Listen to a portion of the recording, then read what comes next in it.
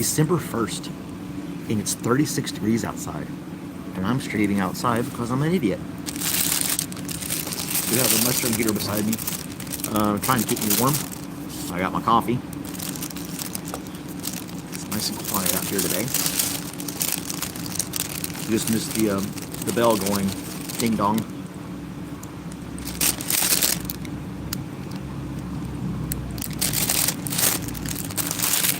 For 9 o'clock.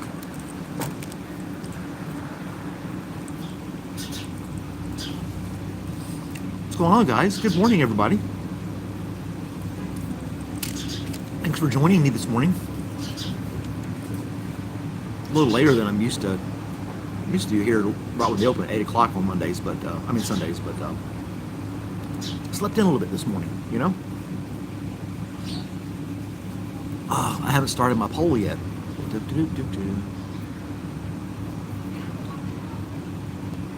Do you believe in the chaos theory? I have to type it in. The voice to text won't work.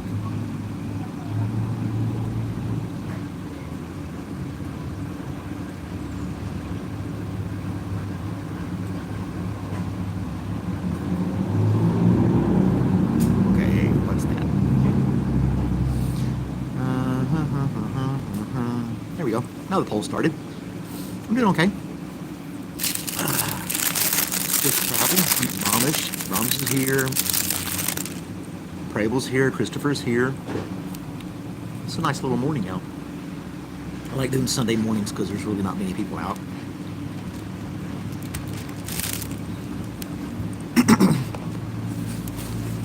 Yesterday is I'm not sure about your package either. I won't be able to look it up till I'm at work tomorrow. When I'm at work tomorrow at the post office, I can look in there and find out more about what's going on. I'm eating an oatmeal raisin cookie. Yeah. What are you guys having?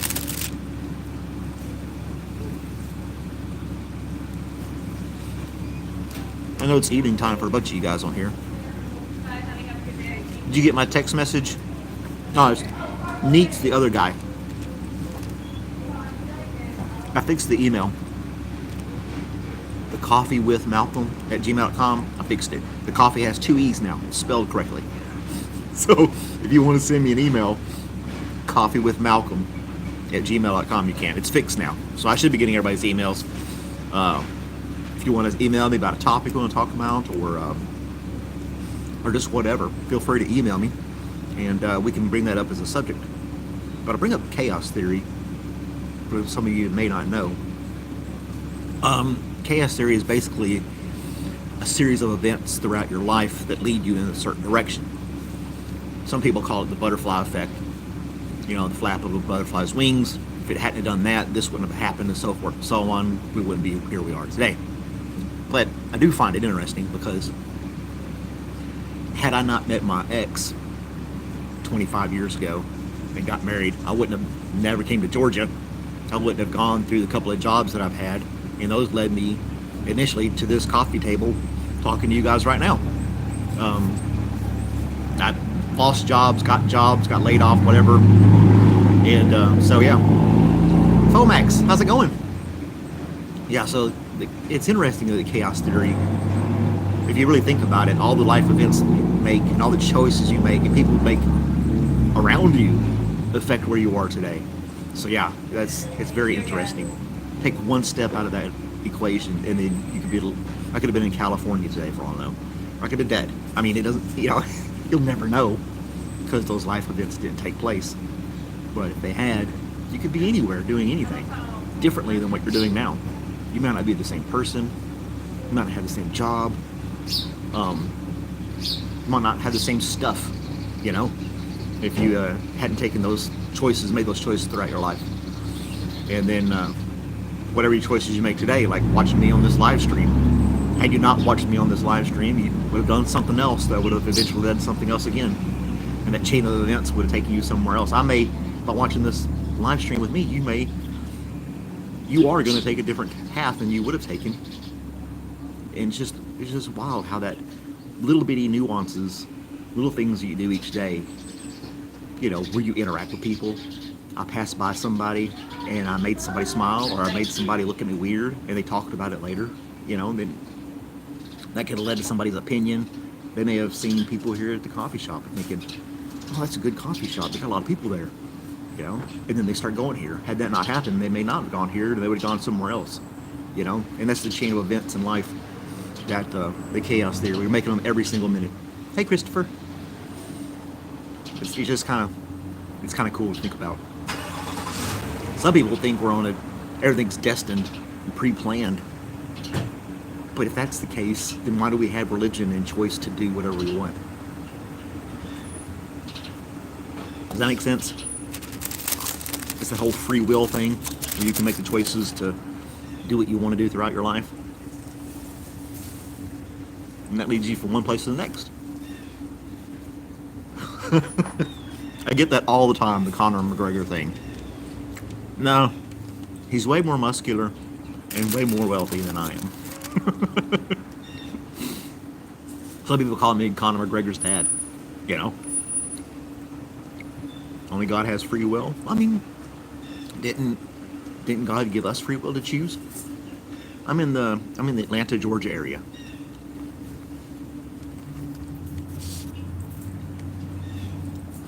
Obviously, I'm not in downtown Atlanta. I just say Atlanta, Georgia as a reference.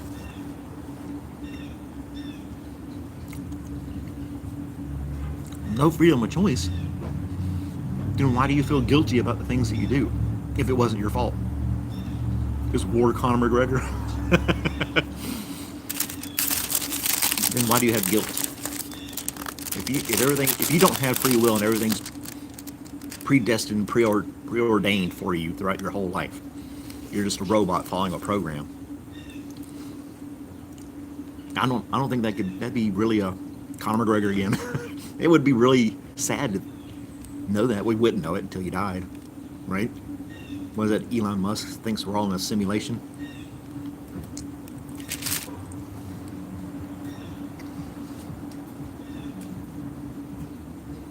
Joshua's got some deep thoughts going on here. Well, we can really go down a rabbit hole with this stuff. Hey, train break. How are you this morning? There's one passage in the Bible that I like to quote. It's the only one I quote. It's from Ecclesiastes. With more knowledge comes more sorrow. With more wisdom comes more sorrow. Yeah. So it's like the more you know and the more you learn about the world around you, the more depressed you get, because you realize how effed up the whole world is, in a sense. Oh, you're in the second account. Okay. I got people from Korea, India, Pakistan on here. Where everybody else from? Throw it in the chat and tell me where you're from.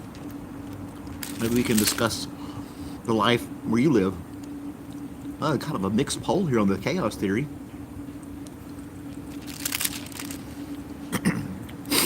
Because, whatever.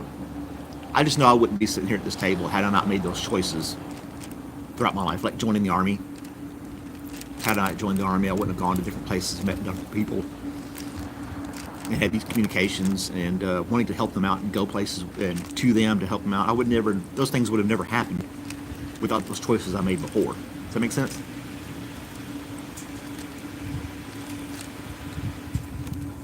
Although they call it chaos, because you could do a million different things every second.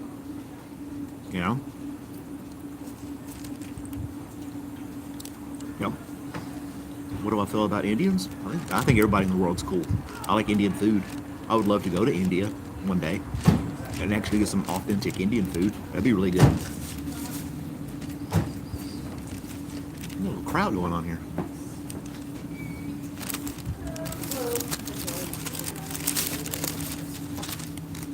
I have no bad feelings towards India, if that was what you're implying. I don't have bad feelings towards anybody. Unless they try to do something against me, If they were trying to do something to harm me or hurt me in some way, then I would have a bad feeling about that. I'm at the point in my life, I'm giving everybody the benefit of the doubt. I don't look at people about being sketchy and things like that, you know. What do you think about Indians live in the USA? Come on down, man. If you're going to be a functional part of society, come on down. If you're just going to be a bum laying on the side of the street begging for stuff, you shouldn't. You should just stay where you are. You shouldn't go to any other country, not just USA. If you're going to move to another country, you should do so with the intent of being a functional part of society. So, are we talking Indians from like India? Or are we talking about Native Americans here in the United States that are called Indians?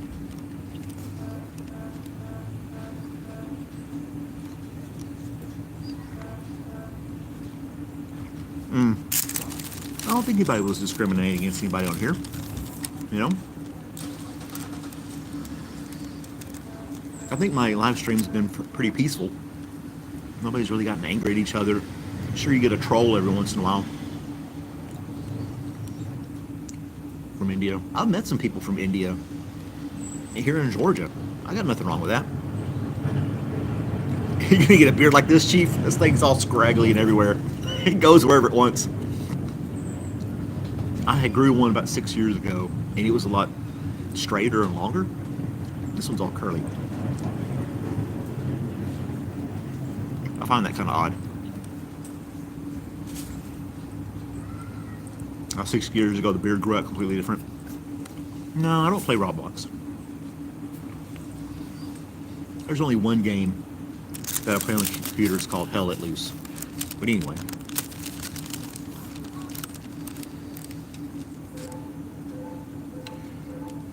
Ignorance is bliss. Exactly.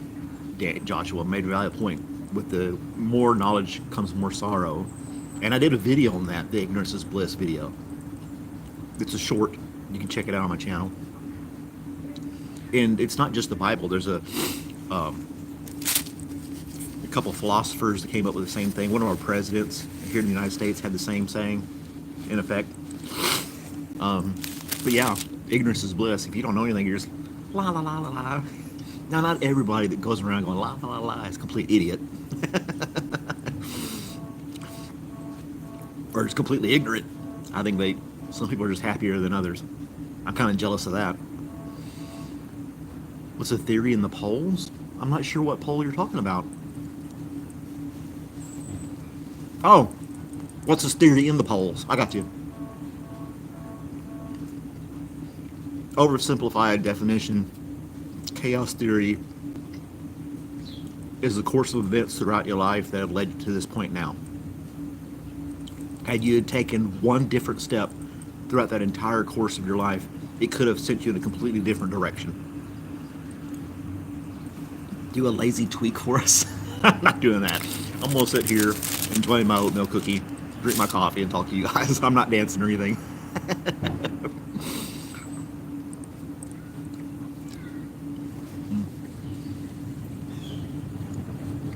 The flat earth theory? It doesn't make sense to me. If you've ever flown in an airplane, you can see the curvature of the earth. You don't have to believe what you see on TV. I mean, you go to the ocean, stand on the beach, you can see how things just kind of taper off from the curvature of the earth. You get about a 10-mile, you can see about 10 miles out due to the curvature of the earth. So, and depending on how high you are from the ground, of course your distance of vision will increase because of the curvature of the earth. So yeah. I'm not going to that community election camp career. It could. It's just a theory. Well, I think it makes sense though. Like I was saying earlier, if I had not gotten married 25 years ago, I would have never ended up in Georgia. I never would have gotten that job that led me to this other job. Had I not chosen those jobs and that path, I wouldn't be sitting here right now talking to you. But flat on our level, around from afar, got left the pot. Look it up. Look it up. Chaos theory. There's probably a million videos on YouTube alone that you could watch um, and read about. There's a movie that came out. Uh, Kutcher, what's his name? Actor. Anyway, they did one. And the movie was called The Butterfly Effect. So, Butterfly Effect and Chaos Theory are basically the same thing. It's low key flat. A lot of bad people here in America. Yeah, I mean, America's not perfect. I don't think any country is perfect. You're going to have good people and bad people. But you just have to choose who you hang out with, you know? Which community in the U.S. makes most amount of chaos and homelessness in the USA? Well, homelessness is a whole different thing. Um, hey, Nixon. Um, Someone being homeless could be a lot of factors. They are down on their luck. They lost their job. Maybe they have a mental illness that's put them in that direction to be homeless. Maybe they got addicted to drugs. Maybe they just chose to be homeless. There are people out there that want to be homeless. They don't want to be tied down with all the, the grind of all the running the rat race, working for these jobs, doing all this stuff, It's a choice to a point for homelessness, I think. I'm glad to be here in the United States. I've traveled the world. I've seen other countries. I'm very fortunate to be raised and living here in the United States. Yeah. Which migrant community? I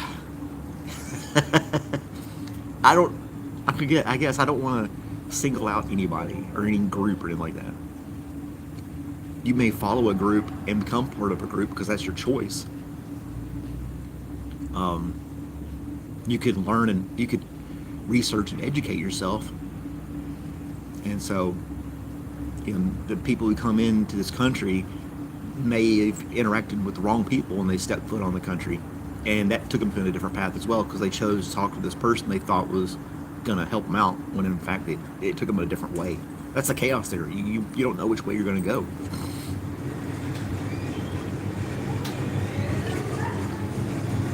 Don't answer his question about the migrant community. I know he's trying to lead me down a rabbit hole, I think. You're right. I don't want to get too deep on that kind of stuff. Just kind of light talk, Yeah, financial struggles, people's choice. I don't know. I'm lucky to be living in this day and age, in this country, where the water is always running, the lights are always on. I can go get food at the store anytime I want. I'm not struggling, I've got a roof over my head. I've got a decent job. I'm able to sit here and have a cup of coffee and chat online. So yeah, I know I'm very fortunate. I don't take it for granted. I did a long time ago before I went overseas. I did 2 tours in Iraq and seeing those people, how they live. Yeah. It really brings a perspective of what you have. You're generally interested in American society. I had some people ask me that too when I was in Iraq, people trying to figure out how America works and stuff. Yeah. Sucked growing up. I couldn't imagine being a teenager during the pandemic. That would have really sucked. That would have, yeah. It's okay, Divine Boy. We can steer away from certain subjects. I don't have to answer everybody's question,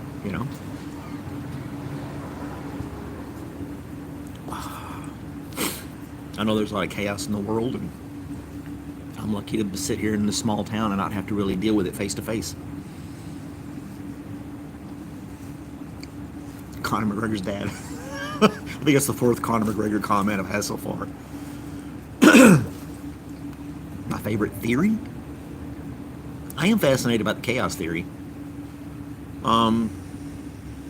Some people argue that religion is a theory too, so. Pro wrestling as an escape. I used to be in pro wrestling so much when I was a kid. I used to love watching those guys. So much drama, so much action,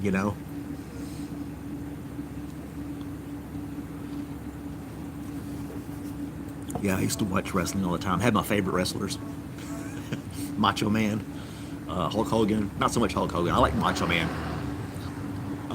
but he was my favorite if I had to pick one. How would religion be a theory? How can I put that in words?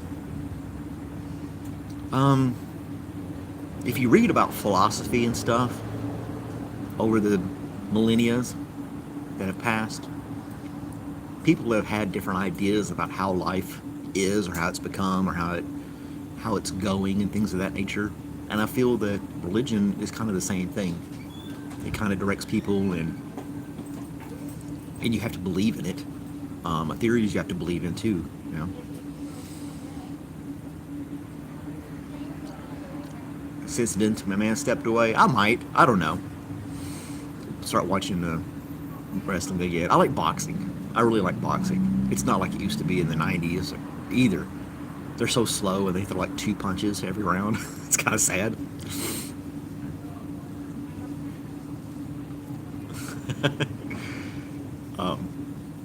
Yeah, I do like boxing. I think it's more skilled.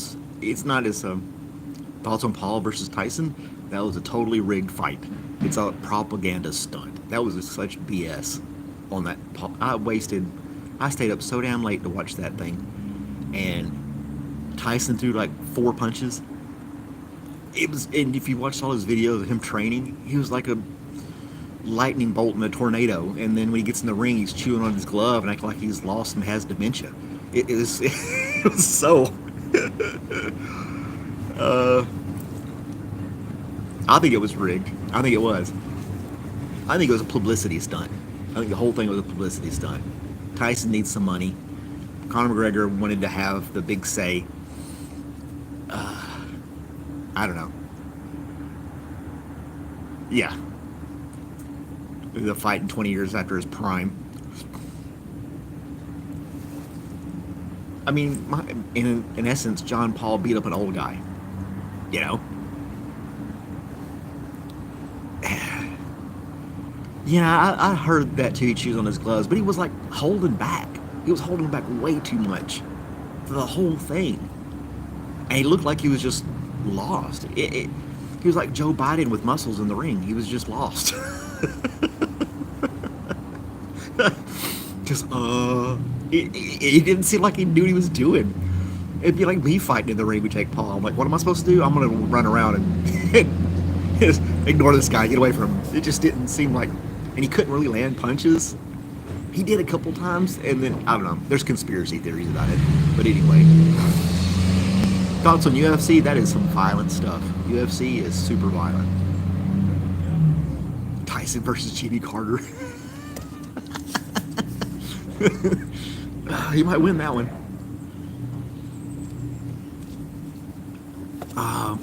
I've seen some UFC fights. They go pretty fast. And it's like, I don't know are there any real rules in UFC? I mean, they just go in there swinging and kicking until one bleeds out and taps out. I don't know. Is there like, because boxing you can't hit below the belt. You can't lock arms. There's different rules for fighting and boxing. So the affordable, I'm the discount version of Conor McGregor.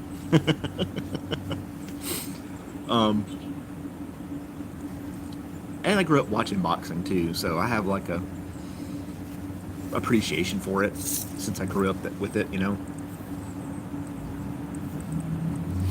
So yeah, I like boxing a lot more than UFC, MMA type stuff. You know what introduced me to boxing? Fight Night Champions. Yeah, there was all these like Tuesday night fights or Friday night fights, and it was on regular TV.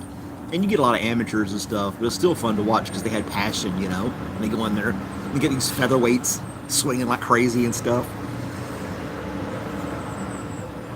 Yeah, they have rules, I'm sure. On chess boxing?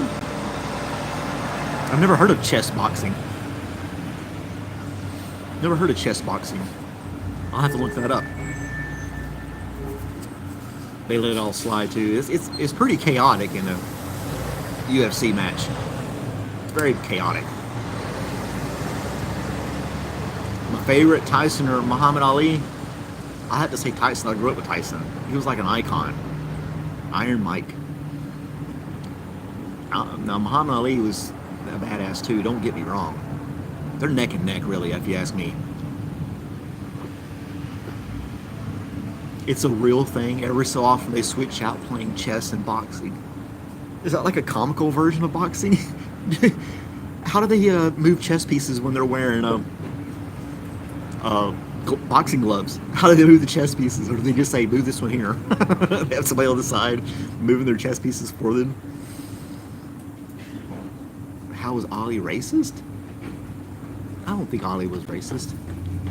You have to, if you consider Muhammad Ali being racist, I would beg for you to do a little more research. But at the same time, he was living in an era of segregation and stuff too.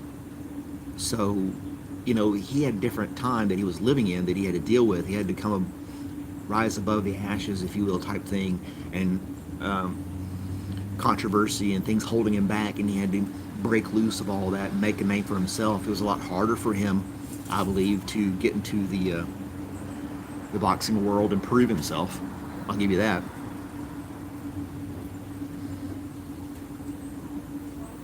Yeah, you get mad if they say Ali is racist. I think it was he may have appeared that way to some people, I guess. I don't know. But I would imagine that boxing in the 60s and 70s, it played a big role in that. You got to take those things into consideration too. The environment that they were living in and trying to overcome. And that, Muhammad Ali had his own chaos that he had to go through to get to boxing ring too, I'm sure.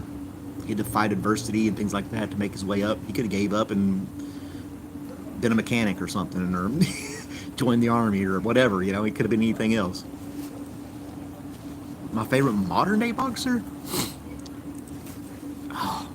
I have to admit, I'm not really up on the modern boxers. I really got into the Tyson Jake Paul thing. I started watching boxing again. Who would fight, Trump or Bush? Probably Bush. Because Bush is on a ranch and he probably does more physical work than Trump, who shits on a gold toilet. So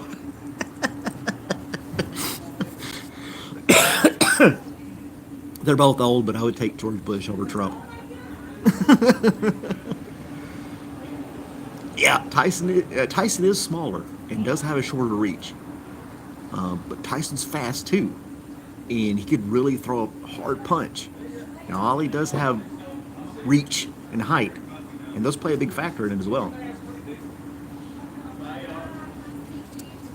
I think Jake Paul had a 2-inch reach advantage against Tyson, 2 or 3 inches, and this doesn't seem like much, but it is. If you're trying to connect, and their fist is longer than your fist. So yeah. I know I would never survive in a boxing ring, though. Yeah, I mean, we can argue about Tyson and Ali all day long. We'd never know because, unfortunately, Muhammad Ali is no longer with us. But Tyson had a good relationship with Muhammad Ali and would visit him and stuff like that. When he was a lot older, spend time with Ali. And there's videos of him hanging out, just spending time when Muhammad Ali was basically, he wasn't bedridden, but he wasn't getting around either, I think Tyson had a great respect for Muhammad Ali.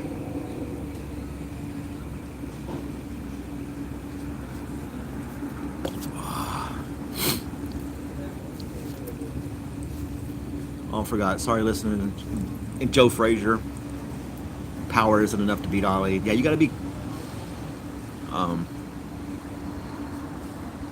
You got to be fast too, and you got to be coordinated. You got to be skilled. There's a lot of factors into boxing, not just height or just how much you can bench press or deadlift, whatever.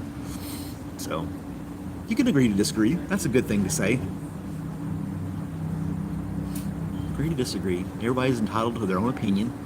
The only thing I could say about that is if you're not trying to force your opinion on somebody. You can have your opinion about anything you want. It doesn't bother me. Just don't try to force it on me, you know? The agree to disagree thing is a very mature thing to do.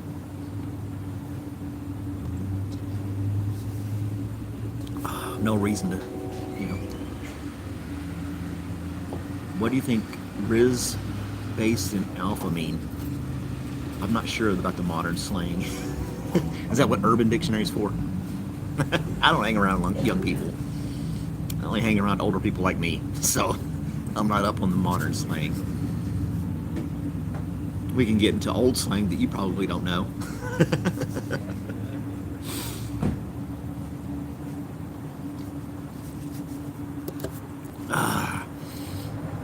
I don't know. I don't have the best English. I don't speak the best English.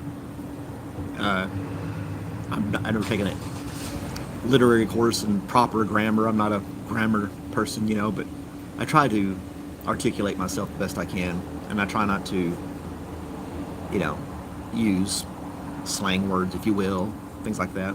Hey, Mary Giggs, how's it going? And Daniel's here. Oh, you guys are joining in. Thanks for hanging out. Thanks for coming in and saying hi. We're talking about chaos theory and boxing.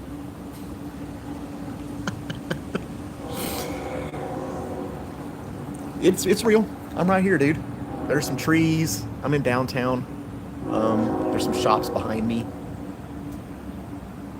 This is a really old historic town. You can hear the train in the background.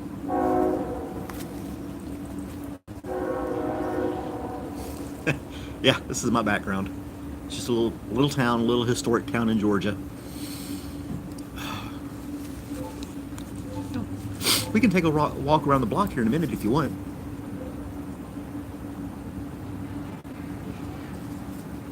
I did that last week. Took a lap around the one block. It is a nice place. It's very peaceful. Not a lot of craziness going on. You do have a lot of southern hospitality, if you will. I know. We still have leaves. That's because it was warm until late November. It was still in the 60s and 70s until just right at Thanksgiving. Then the temperature dropped. So now most of the leaves are starting to fall again. But I had roses blooming in the backyard. I chopped them down, pruned them down really low in the fall. They've grown a couple of feet and there's flowers all over them. It didn't even know what time of year it was. Aged Conor McGregor. Yes, I'm the aged Conor McGregor.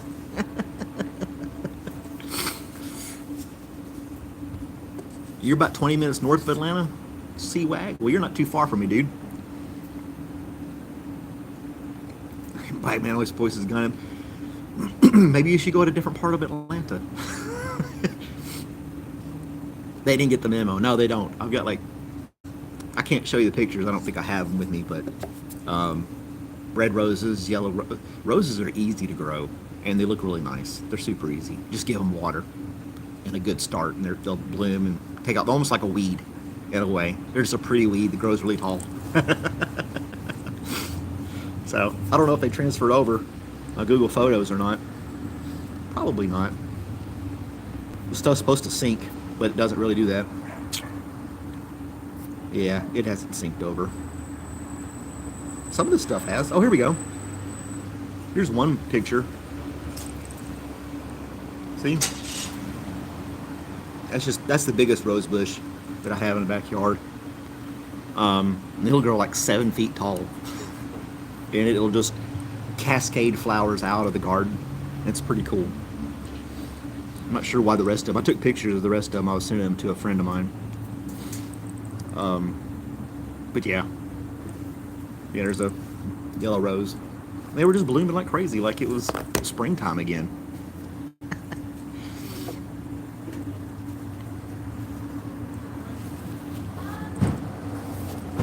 They're making Hakka noodles.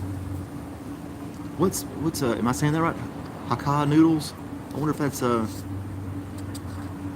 never heard of that. Gardening is fulfilling, yeah. You've always loved gardening. Rachel and I like gardening. She's more of a gardener than I am. And I took over this one little spot and put rose bushes in. But like I said, they're super easy.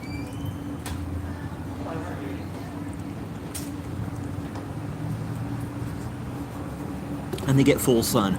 So they're going to get full sun, and I have a sprinkler system during the spring and summer that's on a timer. So I have everything there. Cold snaps, yeah, that could be a problem. Though we moved to this house. This house was built in the early '90s. Some point between then and when we got in there were a couple of rose bushes already there, and very well established. Got huge trunks on the bottom of them. They've been there forever. One of them died out. I don't know if it got disease or something to it. I mean, it was like 5 feet away from the other one, and just literally just died. I had to yank it out and from the roots and stuff, get rid of it. But the other one thrives. It just does really good. I don't know. Some bug must have got a hold of it or something. I don't know. I've been terrible at growing tomatoes. I don't know why. I can't grow tomatoes. I grow the plant all day long, and just no tomatoes come out. Hakka noodles are Indian Chinese style noodles made with unleavened refined wheat flour. Huh.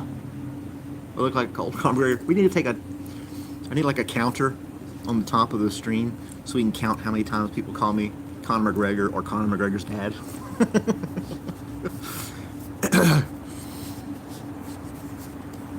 Lilac bushes, hydrangeas, they do pretty good. But anyway, and somebody asked about the chaos theory. Just Google it real quick. I've already said it like 5 times. I'm not trying to be rude, but that's what we were originally talking about. Let's see what people said about it. We got 36 votes on it. 39 said yes, 19 said no, and 42% of people didn't know what it was, which is fair. Like I said before, there was a sign in my classroom growing up that said, "Ignorance can be fixed, stupid is forever." So, if you don't know, you just got to learn it, you know? Do some meet and greets. If you look at the recent picture of Conor McGregor, his beard is a lot shorter. He's trimmed it down really short. I just don't think I don't think the general public would believe that I'm Conor McGregor. I don't have the accent. And I'm definitely not built like him. I'm not fat or anything, but I'm just like, yeah, I'm not ripped or anything like that either.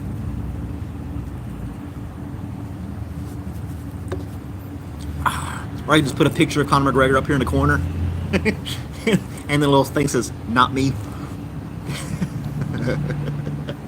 I am not this guy.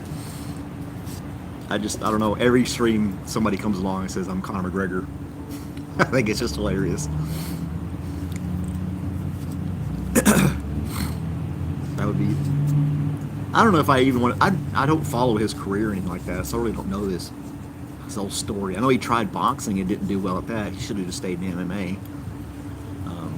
But what was it like? Bo Jackson did all the different sports. Deion Sanders did all the different sports. Some people can do multiple sports, some people can't. Michael Jordan could not play baseball. He was great at basketball, but when he tried baseball, he was horrible at it. I have to set the poll if I'm Conor McGregor or not. Yeah, I remember when Michael Jordan was playing for the White Sox, and I went to one of his spring training games. I just happened to be down in Florida for some reason. But anyway, and I said, "Let's go to the spring training game. I want to see what I want to see." So we went. It was cheap. It's just a spring training game, you know. He was in the outfield, and he was like, it was sad. Tecmo Bowl. Oh my gosh, I haven't played that game forever. Thanks, TC. I appreciate it. Make sure you like and subscribe. I do this every Monday through Friday. Coffee with Malcolm. Just light conversation. And over a cup of coffee. No real agenda. Just, just talking.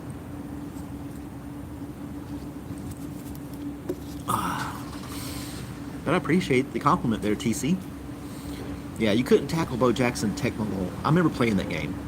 I'm sure you can get that little handheld that's just Tecmo Bowl. And it's like beep, beep, beep, beep. All those games. I remember playing that. You can only choose like 3 different plays every time. You could either pass, run, or something like that. So it's easy to memorize the plays of the opposite team and cover down, Tecmo Bowl. I played the hell out of that on Nintendo.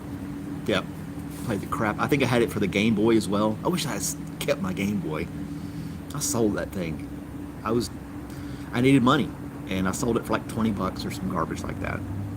It still worked. Had about 10 games with it. Yeah, I should have kept it. $20, I think that's all I got out of it. Nobody wanted it at the time. I just found somebody who was like, yeah, I'll take it.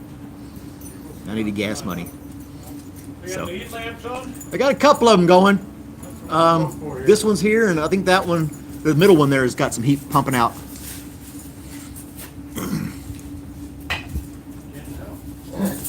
It may not. I don't see any heat coming from it. No, there's nothing coming out of that one. I'm under the only one that's working, I think, honestly. Got these mushroom heaters out here. Oh, it's not that cold. The wind's not blowing, right? No, that's the good No, it's part. fine. I'm just asking. I'll sit Yeah. outside. Yeah, we'll sit outside. What's that? Check out this dog. Coffee? Yeah, in a mug. In a mug, we got the tote. Well, you can tote yours. I'm gonna put That a mine cool in looking here. dog? Oh, okay. Once they get one of them fans- once you Some get coffee one of going them up in here. That's right. One of the I think it's like a Labradoodle or something like that. Those are expensive dogs too. More noise than usual.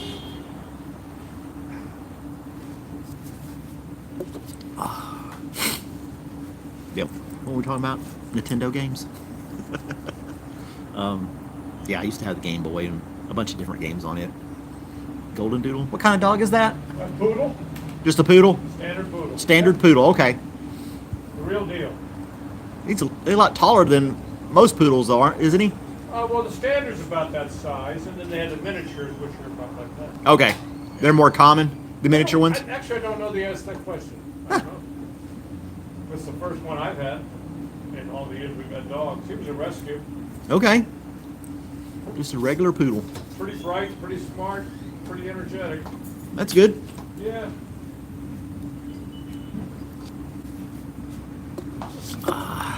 Gold. No, it's just a regular poodle, he said.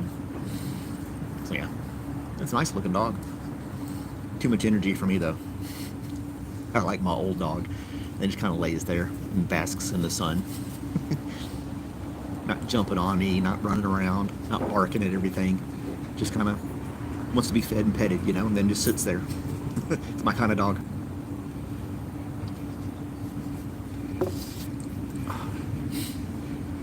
Yeah. Oh, man. Anybody have more questions about the chaos theory? Everybody got quiet on me. I talked to somebody else. Can I say something? I miss playing Nintendo and stuff like that. The old Nintendo.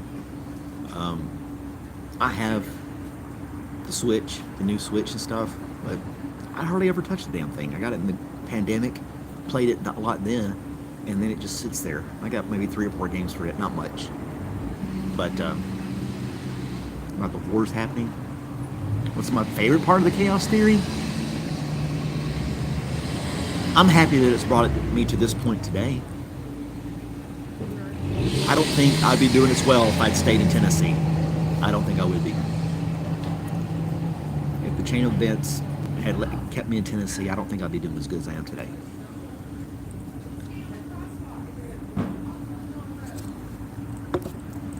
That's one part I believe in it. I don't think you can have a favorite part of it. It's just something you succumb to. The only thing it can really make you do is make you think about your choices as you're going through life. Should I take a left or a right at this stop sign? Should I go get coffee or should I stay home? Had I not come here, I wouldn't have seen that guy with that dog. And now if I see that guy with that dog again, I can say hi to him again, and that could brighten his day or be annoying to him, I grew up in Adamsville, Tennessee, and then I moved to Cookeville, Tennessee, which is east of Nashville. It's a college town. Lived there for a few years. then ended up in Georgia.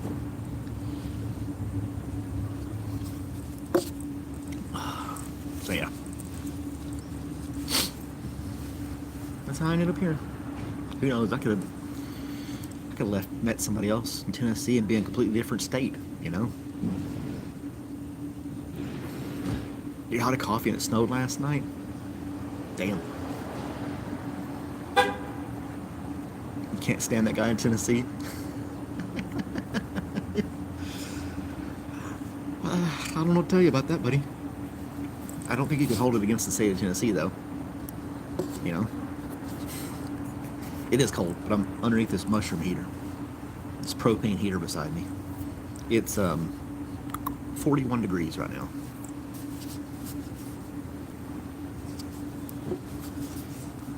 And then we got a couple people here asking silly questions.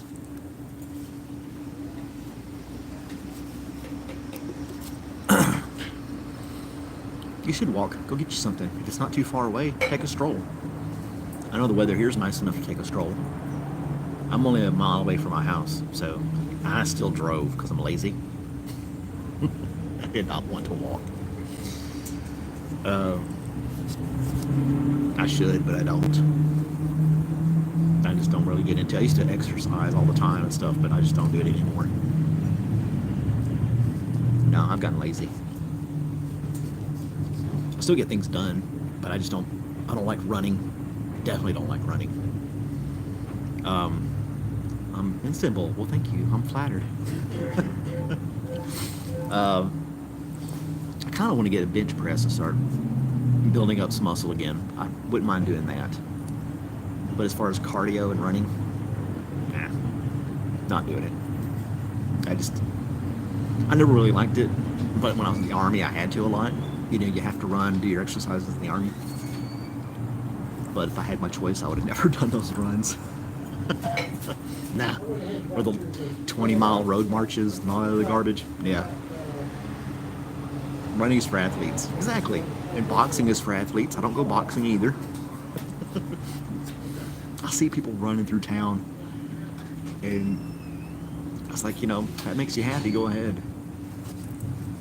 The only thing that aggravates me is these guys running around with no shirt on. It's like, what are you trying to prove, you know? Now you don't want to pedal your bike, you fell off and hurt yourself. I did that too. I did that, this thumb, how this sticks out, it doesn't here. No. It's because I was trying to encourage my son, who was like 9 at the time, to ride his bike on this little dirt trail. And I said, like, I'll show him. And I went down that dirt trail and I wiped out, landed on my thumb. I think I broke it, but I never went to the hospital to get it checked. I just put a bandage on it. And for the next 6 months, I could barely write with a pen or pencil. Hey, Sky, how's it going? Good morning.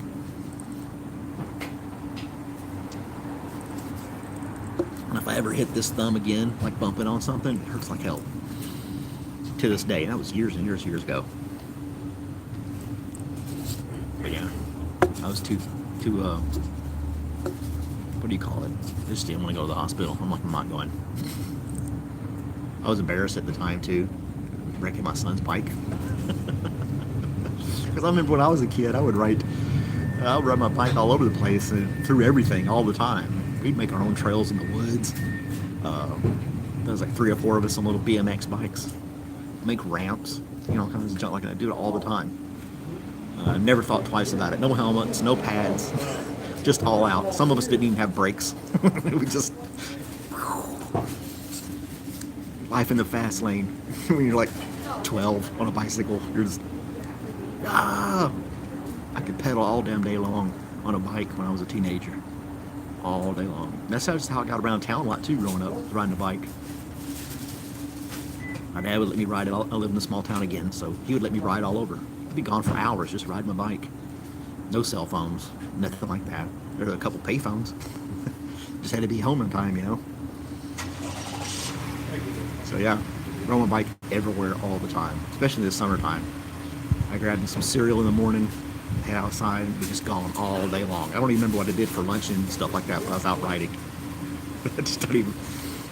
I'm sure there's a lot of days I didn't even eat lunch. I just kept gliding and playing. Going to people's houses, drinking out of their water hose. Nobody cared.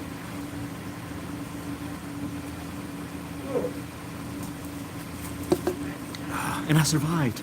Imagine that. I got some scars and bruises to prove it. Or, yeah. Scar, there's the bell. It's 10 o'clock. 10 a.m.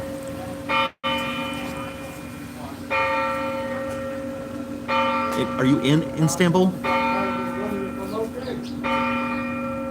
Hey, Barella. Thank you for joining us. It's 10 o'clock according to the chimes there. I bet it's nice and cold in Colorado. Have you guys gotten snow in Colorado yet? I know the north is getting pummeled by some storm right now too. Yeah, every hour it rings. There used to be one that played like church things and stuff on it, but this one just chimes. Nothing special. Every hour. And I can hear it from my house. Like I said, I'm only a mile away. Oh, birds. Little sparrows on the ground here. They have no fear. Just walking right past me. There's a bunch of them. Little bee sparrows. There's a bunch of leaves on the ground, and they're like rustling the leaves looking for crumbs and stuff.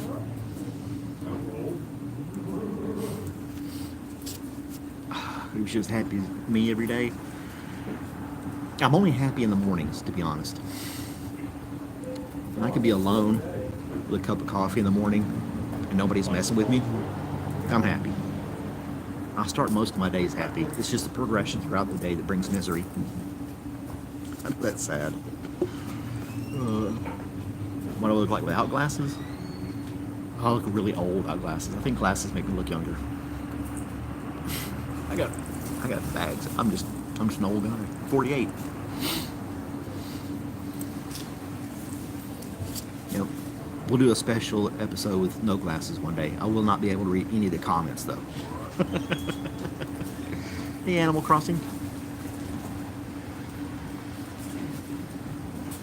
If you're just joining us, tell us where you are, what state or what country you're in. I'd like to welcome people from all over the world. Well, I'm glad I made you feel a little bit better, Ricky. I appreciate that. I'm glad I can make some people happy. 48 ain't old. It feels old. I don't want to live another 48, I'll tell you that. And in hindsight, thinking of all the things I've done and been through my life, it seemed like it was going to take forever, but it didn't. It flew by really fast. In the grand scheme of things. Oh, you're in the UK? All right, TC. All right, have a great day, TC. Birmingham, UK. You're almost a poor officer just through training right now. Like a police officer? I thought you wanted the coffee shop. This is the coffee. No, it's commonplace. People talk to their phones all the time now. Nobody's giving me a second look. They don't care. The pastry shop. They don't care. It's just commonplace. It's like when Bluetooth headsets first came out, everybody looked at you weird because it looked like you were just talking to yourself. And now everybody's got a little earpiece and they're all talking to themselves. Nobody thinks twice about it. But there's two old guys across the thing from me. People walking by. They might take a glance, but they're not saying anything, and I don't care. I'm over that now. Now if I've had like 20 people looking at me all weird, then I'd be kind of freaked out. But I don't even have one person looking at me strange. So, and I got this stand holding my phone up. It's obvious that I'm streaming something.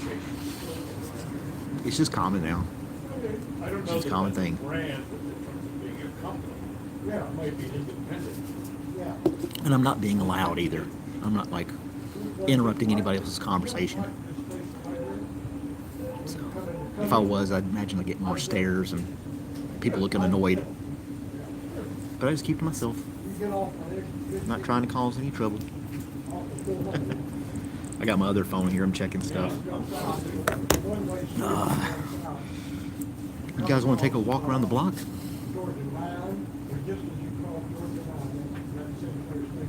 Who's my favorite YouTuber? Me. Hey, look, it's Conor McGregor. That's number 8, I think, on the Conor McGregor count. So, yeah. It's from Ricardo. I get called that all the time. It's Conor McGregor. I like to be as in shape as he is, and I could do that if I put forth the effort. But I've gotten lazy. Still a Sinclair foil cut. I just got lazy. I don't want to work out. I don't. I used to say, there's a saying out there that exercise makes you live longer. Therefore, I'm avoiding it. They're not successful, less successful, so they close up and they go. You're 53, 20 more years is best. It's like golf, golf went out of Florida. Yeah. Right? When you're younger, you're so worried about what other people think about you and stuff. I was the same way. I was guilty of that all the time. Paranoid about what people thought about me. Over paranoid, especially in high school, in my 20s. I was just extremely paranoid of what people thought about me. Everywhere I went and everything I did. California, And Arizona, I've gotten over that. I still have it a little bit. Iowa. For the most part, I really don't care now. I try to dress decently. That's probably the biggest thing. I don't want to be wearing shorts and like a jacket or something silly like that, you know. I don't know. I think I'm just rambling now. How old are you, Avatar?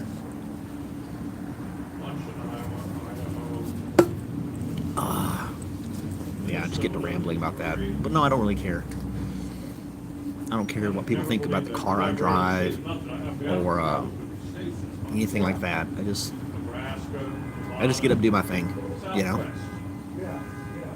Go to work, talk to people, be silly, you know, make jokes, get on YouTube, live stream in front of a group with no care. Yeah. Would I have done this 20 years ago? No. I would have hidden in a closet and done a live stream. Right now I'm driving my 77 Ford F-150. There it is. You can see the front of it, the grill. That's my truck. So that kind of company, I got it back in April. has its own.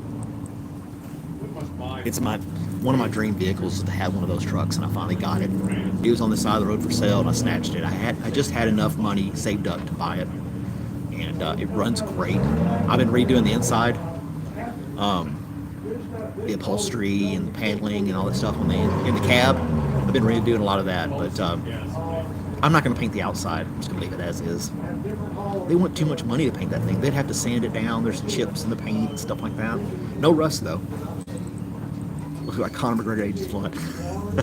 Well, that's what you gotta do is you take a picture of me now, screenshot my face, and then when the real Conor McGregor reaches 48, you can do a comparison. Let's see, how old is Conor McGregor now? We gotta look him up. Conor McGregor. He's only got one in his name, Conor McGregor. He's only 36 years old. He's 36, he was born in 88 in Ireland. So he's definitely got an accent. No, it's got to be all the same. It is a nice small town. A lot of older people living in this town too. That kind of plays a part in it. He only weighs 170 pounds. And he's 5'9". I'm 5'11", weighing 200. Most of it's fat, but you know, either way.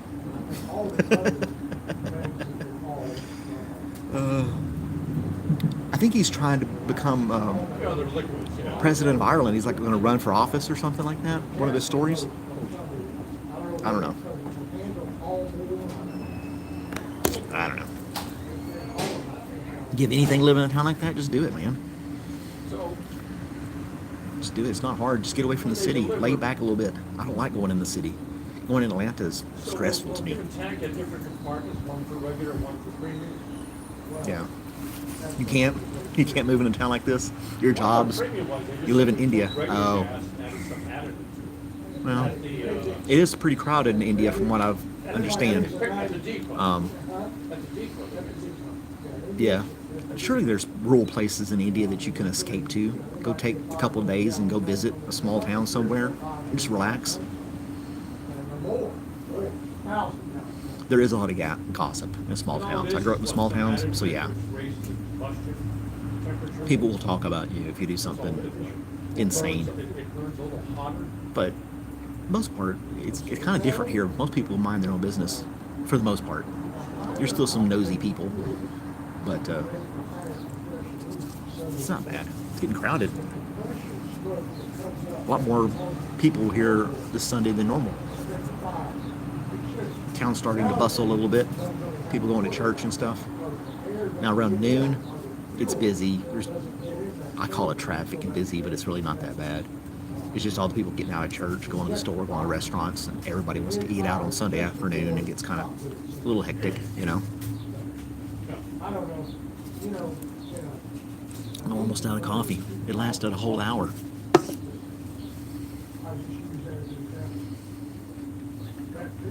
But not your kids. Oh, me. Yeah, you gotta definitely keep them busy. You know, things like here in the States, you get your kids to join sports, keep them busy and active. Or some kind of extracurricular activity. A lot of kids don't. A lot of kids just sit at home and do what I'm doing, stream on the internet or play video games all day long. I want to do that every once in a while. I'm 48. I want to play video games all day long too. That's part of growing up. You get responsibilities and you gotta do crap, like clean and junk.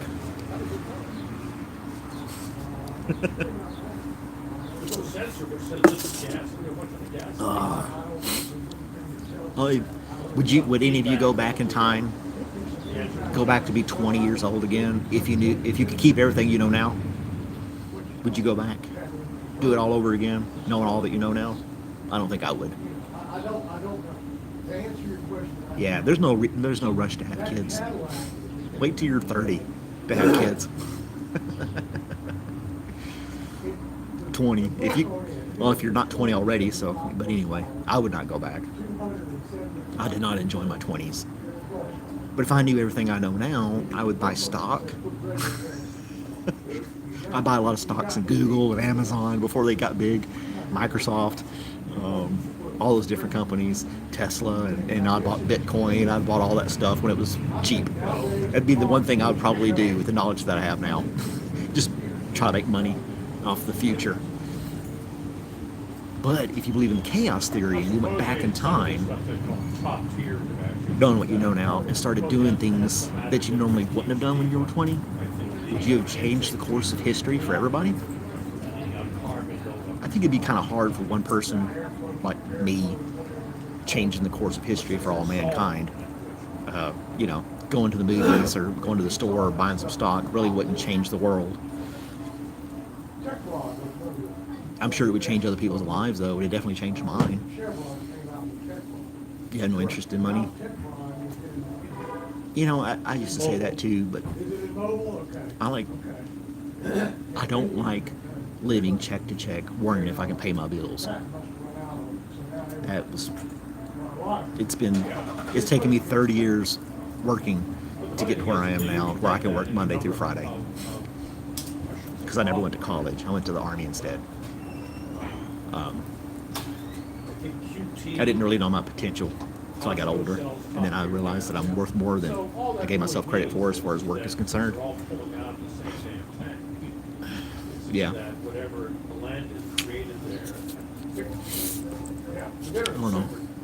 I said if we did the time travel live stream, I would go back about 3 days with the lottery winning numbers from today. I'd go back 3 days, play those numbers, be done.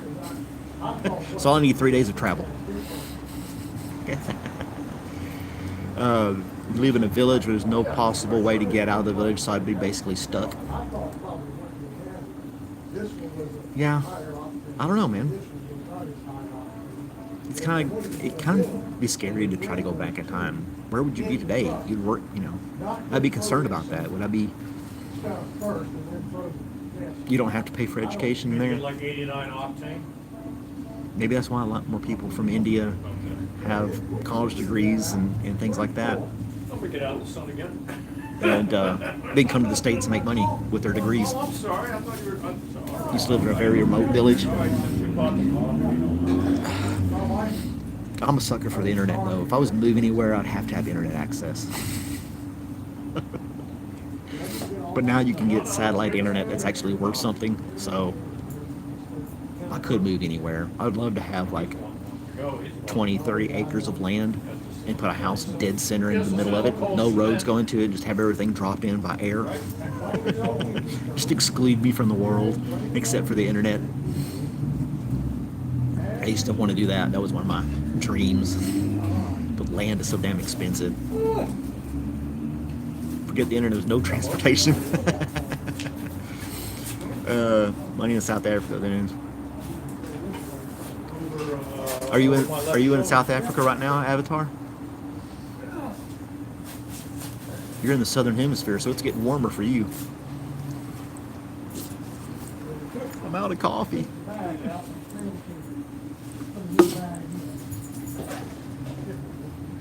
Do you have a holiday today? No, we did Thanksgiving last Thursday. It was a holiday, but it's just a normal Sunday right now. There are places you can buy land everywhere if you got the money. If you got the money, and then it just costs so much right now. Everything's so much more expensive right now. Houses are way more expensive right now. Land is way more expensive right now than just a couple of years ago.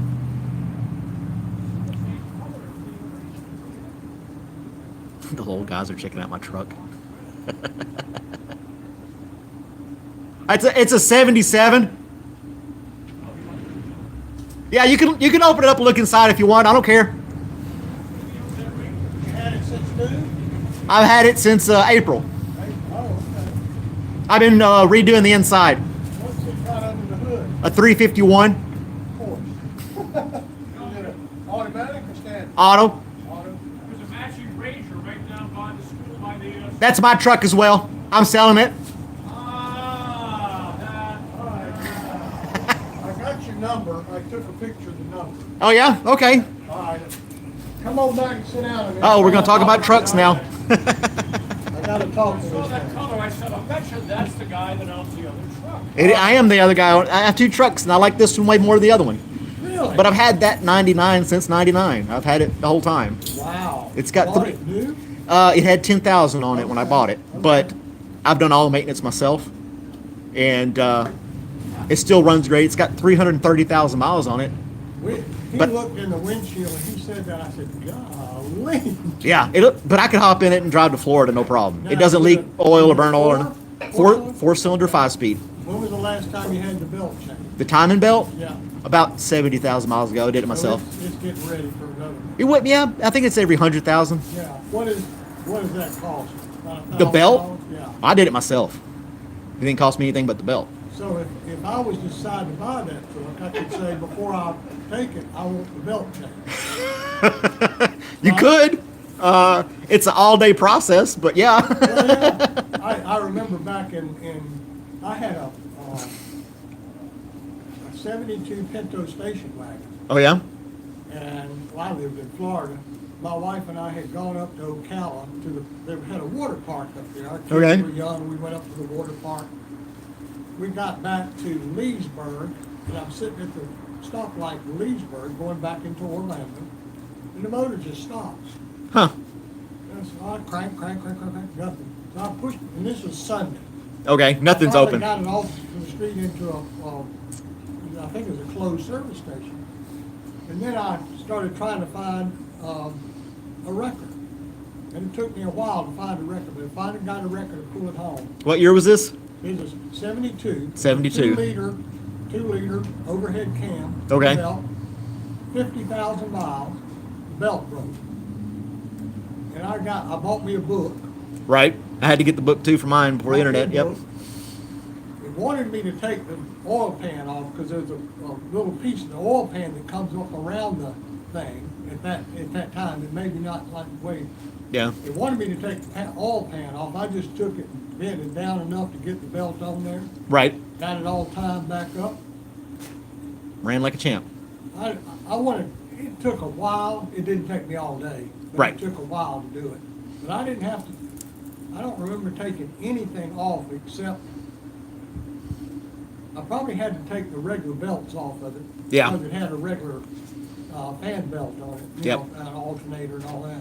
This one, I pretty much have to pull the radiator out Do you? to get myself room to change the belt out. Okay. Which means you have to Here's flush my- everything. Here's my proposition. Uh-oh. This one is you're gonna like this. Okay. I have a 49 Ford pickup truck, an F1. Nice. 40. I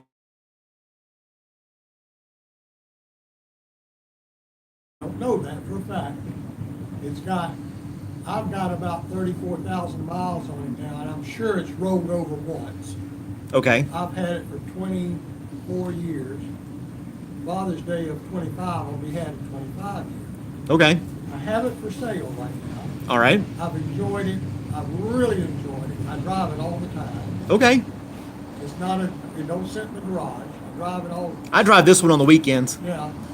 I drive it all the time. I've got it. I bought a heater for it not long ago. I lived in Florida, but I bought a heater for it because it didn't have it. It didn't have heat. Oh yeah, 49. I guess not. Yeah. No, that was an option. The heater was. Air conditioning was option for that Oh, guy. shit. No, it had air conditioning. You get to go 30 miles an hour putting the vent windows out. Yeah, Just that's like your air that's your AC. That was the AC. The back then. 255 AC, two windows, 55 Yeah. miles an hour. Yep. Anyway, okay. Here's my thing for you. Proposition. Proposition. All right. I will trade my black truck to you, and you would love it. You All would right. love it. You would love it. For that Ranger. Ranger, and that Ranger needs a paint job. I mean, it doesn't rip. The hood and the top are, A little faded, yeah. yeah. But it's again, who gives a shit? I mean, really. Yeah, really. Yeah. I mean, it's what is it? A 25-year-old car? Yep. Truck? 25 years old. Okay. Mine's 75. 75 years old. Okay. Here's my, I'll take that truck, but I want you to change the bill Okay. and $20,000. And 20,000? And you can have my black truck. I can't afford that black truck. I can't afford 20 grand. Son of a bitch. I know, I right? thought you'd jump at that like Ugh. a duck on a June bug. Oh, if I had tons of money, I would, but no. I just happened to have money saved up when I saw that on the side of the road. Yeah, And I yeah. snagged it When did you, how long ago did you buy that? back in April. Okay, so you drove that Ranger was your car then? your truck I've for got quite 3 some time. vehicles. I got a Subaru, I got the Ranger, and I got that truck. How did you put 300,000 miles on that Ranger with the other cars? Well, that was my only car until about 4 years ago. Oh, So it drove all over the southeast. I took it to Florida multiple times. I took it to Tennessee 100 times, back and forth. But I always kept the oil changed and the fluids changed. You just maintain it. I never towed anything with it. It does have a hitch on the back, but I never really put a trailer on it, so it's never pulled any heavy loads or anything like that. I'm going to be real ugly now. Uh-oh. Then this is not nice, but I said it to him when we were looking at the truck. Why didn't he just clean the back of this bed out before he put this truck up here for sale? Yeah, I know, I Can you should have. Answer that. I'm lazy. And that truck well, there you go. box, that truck box don't match that truck. It does not. It will not fit in the bed of the truck. Yeah. But I got it for like $50, and I like It'll putting fit it. This truck. Well, I've already got a box for that truck. Oh, okay. The reason I put it sideways in that truck, one, it doesn't fit properly, and two, I didn't like walking around the truck 20 times to get both sides of the truck. So I just put some zip screws right through the bed, and I held it right there. I can get out, and I've got the access to the whole toolbox Good point. without having to walk around. And I still had room for the length of the bed to put things in like that. Yeah, that's a good point, because with a regular box, you gotta. You're hopping over the thing, walking around. Walks on the other side, you gotta walk around. You gotta walk around the truck time and time Now, I again. didn't mean to. Nope, I'll clean it up for you if that's what you want. Yeah, he meant to say that. Will you clean it up and change the belt? Man, that's a lot to tackle. I'm not kidding you. I had a 72 Ford Ranger that I bought at the Ford place. I traded a 66 Mustang into the Ford place right here, Youngbloods Motors, Okay. for an 82 Ranger. It was a King. Okay. The stretch cab. Right. I bet you saw it up there. It was up there for about 2 or 3 months before I bought it. Yellow, bright yellows. It was as yellow as that curtain right there. No, I don't remember that one. I love that truck. Now it had the 3-liter V8, V6. It's V6 in it. Okay. And that was, oh, I love that truck. I love that truck. Good riding truck. Yep. I mean, it really was. But if you won't take the trade, Yeah, I can't do the trade. okay. Well, I can't afford 20 grand So for another you truck. You bought this truck because of the color? That truck? Yes. I've always wanted one of those trucks. But you bought it because you saw the same color as the Ranger you originally had. That's I don't- the same paint. So, maybe subconsciously I did it that way. Oh, had to be. But I've always wanted one of those trucks. Okay. And like I said, I had the money saved up and I saw it and I just snatched it. I just took it. While you're selling the Rangers, you want to use that as your paint. Yeah, I don't drive the Ranger anymore. Well, you don't need 4 cars. yeah. No, I drive the Subaru back and forth to work every day, and I drive this on the weekends. And it's got a full 8-foot bed, so I can put lumber in the back of it way easier and everything else too. So that's a rare color. The color scheme, I don't think it's that rare. I've seen. Well, I think that red. I've never seen that orange red on many trucks. Right. Rangers or Fords otherwise. Yeah, Typically you dark. said that was a 77? 77 Yeah. with a 351. I bought before I left Florida. I was a construction project manager. And before I left Florida, way before I left Florida, I bought a brand new 250 Ford No, all right. with a straight 6 and a grinding gear 4-speed. Okay. And I really loved that truck. That was a nice truck. And that straight 6 engine just bulletproof. I mean, you couldn't Right. hurt the damn thing. Right. They overcomplicate engines now. Oh, yeah. Tell me about it. That's All the remarkable electronic- that you have no oil leaks in that Ranger with that mileage on it. No leaks. Trump, the oil pan, the gaskets, none of those leaks, no burning. It doesn't burn, doesn't leak. He'll give me 3,500 for it right now. That thing? No. Ranger. All right, 3,500. I'll sell it to you. Okay. I love your truck. Not that one. It's another Oh, truck. well, Right down by the pool. Never saw it. I'll take 3,500 for that Ford Ranger. I'm just kidding you. He doesn't want. He would like to have something more, but he doesn't have any garage space for it. Okay. I would- Nor do I I, unless we can do the trade. I can't do the trade. Appreciate the offer, though. It sounds nice. Now, what's the chances of us walking by that truck There's chaos theory. and taking? I took a picture of it. I was going to call you, Okay. and us sitting down here with a guy that owns what? Pretty What are rare. the chances? Pretty rare. I was just talking about the chaos theory on the phone there. Yeah. About how things, the course of events, lead you to a certain point. The Yeah. butterfly effect. Yep, butterfly effect. Yep, that's it. Well, as soon as I saw the color that we were talking about it, I had a suspicion that you might have, when you piped up, Yeah. I said, I bet you he's the guy. There you go, small town. It's not hard to run into somebody. I'm telling you. There we go. All right, well, good luck. I'm sure Should you'll I sell give that you my truck. number in case you change your mind? Just text me. That number on there's my cell phone. You'll sell that truck within a I'm week. talking about. I think so. I think you'll get a high school kid to buy that. Probably. School's out this week, so nobody's really looked at it. So I'm next saying, week when once you get back, they'll see it. somebody will see it and buy it. All right. I'll clean out the back too. You inspired me to clean out the back. That'll go 100% to selling that truck. You're right. You're right. I'm serious. Nice to meet you. Have a good day, sir. You take care. Nice coffee with you. Likewise. I didn't clean out the back of the bed of the truck on the Ford Ranger. I left a chain back there. I left a couple of little items just sitting in the back. I was like, screw it. I put it out on the side of the road for sale. Thanks for hanging out with me on this stream. I live in the Atlanta, Georgia area. Is this the original upholstery? I redid all that. Yeah. So he's right. I need to clean it out. I'll probably take it to the car wash and hose out the back, make it a little cleaner. But yeah, I'm just trying to sell it. I don't need it. I've got 3 vehicles. Why do I need 3 vehicles? There's only one of me. Yeah.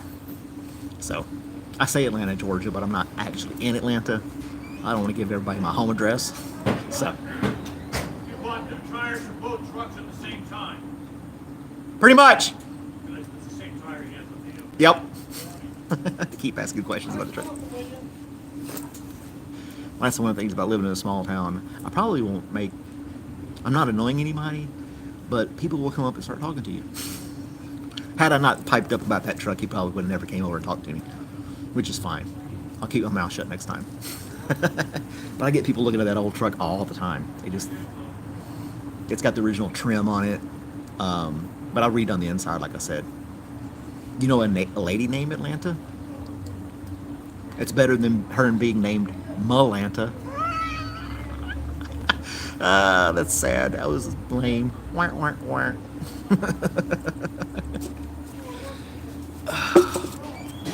Yep.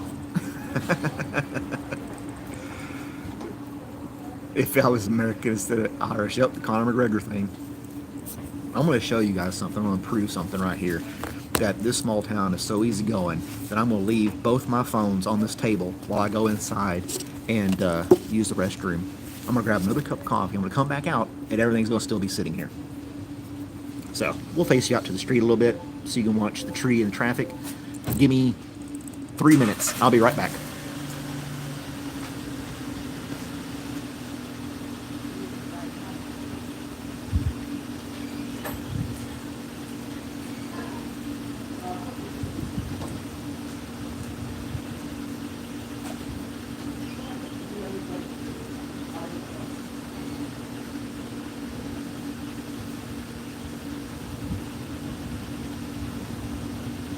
There you go.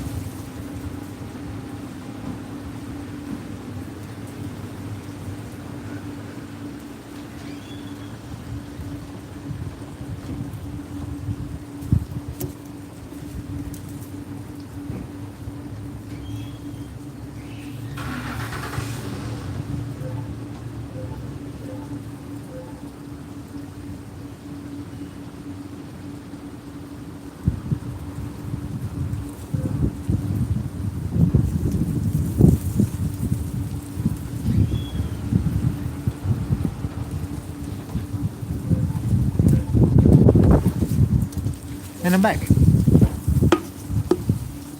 That squirrel take off with the phone. They're brewing another pot of coffee. It's got this huge thing of coffee, and she said I could have a free refill because I just get plain black coffee. So that's pretty sweet. Always love free coffee. Nobody's gonna steal my phone. Nobody's gonna steal it. Nah.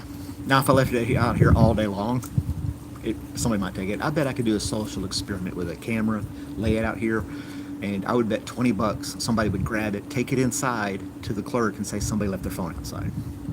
That's the kind of town I live in. At the post office, some guy left his, when do I do my lunch? I don't think I'm going to do a lunch today. I need to get back home here soon. I'm sure Rachel's got a list of chores for me to do. But at the post office I work at, which is also a small town, some guy left his wallet on the counter, outside the lobby counter, and another person grabbed it, brought it in, and says some guy left his wallet here on the counter, still had the cash in it and everything. That's the kind of town that I live in. So, not saying it couldn't be stolen. There's still a possibility. But a Sunday morning at a coffee shop in downtown is not a problem. It's not going to be a problem. I can leave it out here all day long, and I don't think anybody would touch it. Battery go dead. If I was doing a live stream to see how long it gets stolen, that would be something to do, wouldn't it? Leave it on a live stream with a full charge battery, and then I could do the "Where's my phone" app and track it. So if somebody did take it, we could follow them to them and ask them why. What kind of a social experiment that would be? I guess you take my phone and track you down to this house to ask you why you took it. It's not even an iPhone. It's an Android phone. Nobody wants it. 10 seconds. Now, once they look, if they look at the back of this phone and realize it's not an iPhone, they're not going to touch it. They're not going to touch it. It's crazy how people will judge you by the type of phone you have. Younger people will. They judge each other. There's people out there on the internet saying they won't date a guy or a girl that doesn't have an iPhone because they can tell by the text messages. And if you don't have an iPhone, that means you're poor or something like that. It's a stereotype or some BS. So yeah, nobody's gonna take this phone. I left 2 phones out here, and the DJI dongle that holds it balanced for me on the table. The worst thing that could happen was the battery go dead. So yeah, no worries at all.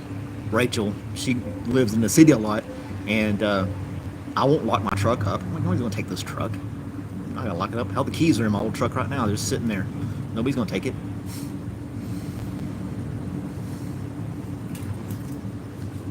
They're afraid of iPhones in India? That's just the opposite here. People look down on you if you don't have an iPhone. If people are shallow enough to judge you by your type of phone, people will judge you by your car, stuff like that too. But like I said earlier, I'm really at the point I don't care. And I've always liked Android phones better. I think I have more control and freedom with an Android phone versus an iPhone. And iPhones cost way more. And I don't think you get anything more, really. I have the Google Pixel 9, and it's just as good, if not better, than the iPhone, in my opinion. It's got all the same features and stuff like that for a fraction of the price. So, yeah. It's kind of silly to buy the iPhone when you don't need to. Now, if you buy it and you purchase all those apps and accessories for it, then you're kind of stuck with it, unless you wanted to start all over again. So, yeah. That would kind of suck. Different accounts and everything like that. If you went from Android to iPhone or vice versa, you had to change everything over. That would be a headache. But for the most part, it wouldn't matter. Same thing. Battery lasts all day. Camera's great. I'm having a flawless stream of an hour and a half so far. This is a lot longer than I normally go on a stream. Normally I cut it off about an hour, so people can replay it later and watch it again and again if they want. But I'm having a good morning. I'm just sitting out here. Nobody's messing with me. So yeah. Oh yeah, okay, tomorrow morning, Ramesh, we'll do that for the poll tomorrow morning. iPhone versus Android. I'm sure a lot more people will pick iPhone. I almost guarantee it. Well, I take that back.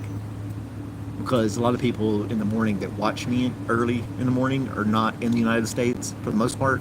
So they may like Android better. I don't know. That's an interesting poll. We can check that out. Let's see what our poll is doing right now. On the chaos theory, 34% believe it, 17% no, and 49% have no clue what chaos theory is. I want to get a podcast, something I can listen to in the car about critical thinking. That's another. It's not really taught these days. Where you try to think outside the box, don't follow mainstream, and you ask questions, more questions pertaining to certain things to dive deeper into it. I understand the concept of critical thinking. I would like to be something I could listen to on the way to work and back. Kind of get a different perspective on things, you know. I like stuff like that. But I don't really read books. I don't take the time to read books. I don't have enough attention span to read books. Sit down, I'd be too distracted. I'm too addicted to my phone. I'd get distracted by a bird flying by. I like watching birds. I can't get. I've had this one book for like 6 months about Judaism, and I only maybe got a tenth of the way through it. It's sad. It's really sad. I could force myself to read a chapter a day or something like that, and that'd be pushing it. But yeah. There was a time growing up I didn't read books much either, but I guess maybe 10 years ago, I had this little phase where I was actually reading books all the way through, and it shocked me. You know, I was like, I can't believe I read that whole book, you know? Some people say I have ADHD. I probably do. I don't know.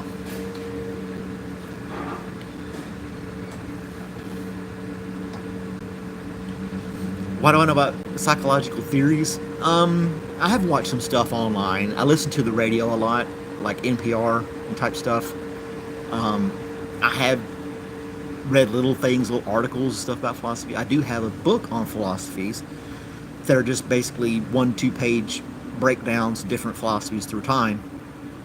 And I just kind of listen to that kind of stuff. I listen to other people talk, kind of eavesdrop, and I have my own theories and ideas, which remarkably can be very similar to things that have been taught in the past. So,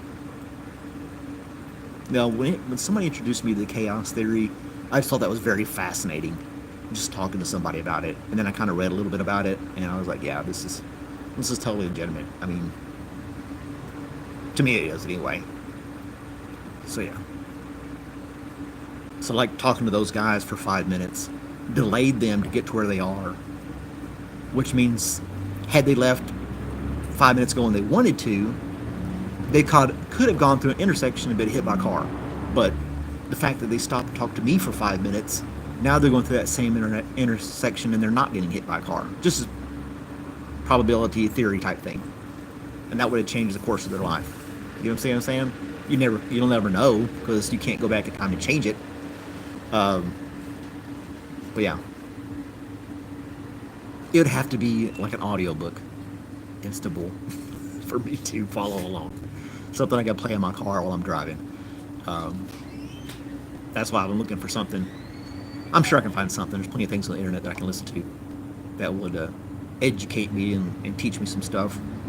But yeah, I'm gonna go back inside again. She, like I said, she had to brew another pot of coffee, which should be ready, and she's gonna refill my cup for free. Not bad, huh? I live in the United States. I'm down here in the Atlanta, Georgia area, Piano. I'm going inside for refill. Give me 1 minute, and I should be right back. I'm gonna leave my stuff out here. Another experiment again. You need to buy property on the moon. You'd be very lonely on the moon. There we go. Let you look at the tree.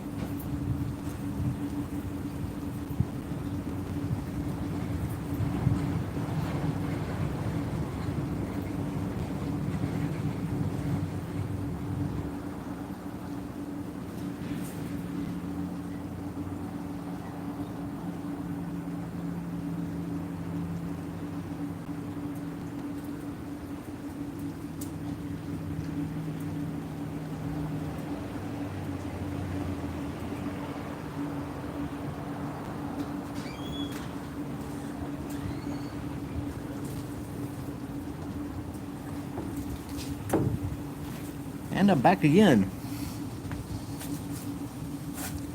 Piano's from India. I get quite a few people here from India. I find that pretty cool. I have a little following from India, which I find fascinating. I was looking for the other guy, Neat. He was supposed to send me. I thought he was going to join the live stream as well, but I guess he's not going to join in. Just kind of meh. I thought he'd be here. I don't have that account on this one to look up. But anyway, Ramesh is always there for me. Leo's not on. Leo's normally a guy that comes on here all the time, Monday through Friday. Neat is in India as well, Ramesh. You guys talk to each other, talking about where you live and stuff like that. You guys had a little conversation on here, if I remember correctly. I sent you a mug, and I sent Neat a mug as well. I don't know if he got his or not. I won't be able to look up the tracking until tomorrow when I get to work, like I said. But if it got rerouted in customs, that's kind of odd. It's just a mug. There's nothing else in there. I don't know why they would. And I didn't do anything crazy with the packaging. It's just a plain box. I don't know. Maybe India has some tariff or something on coffee mugs.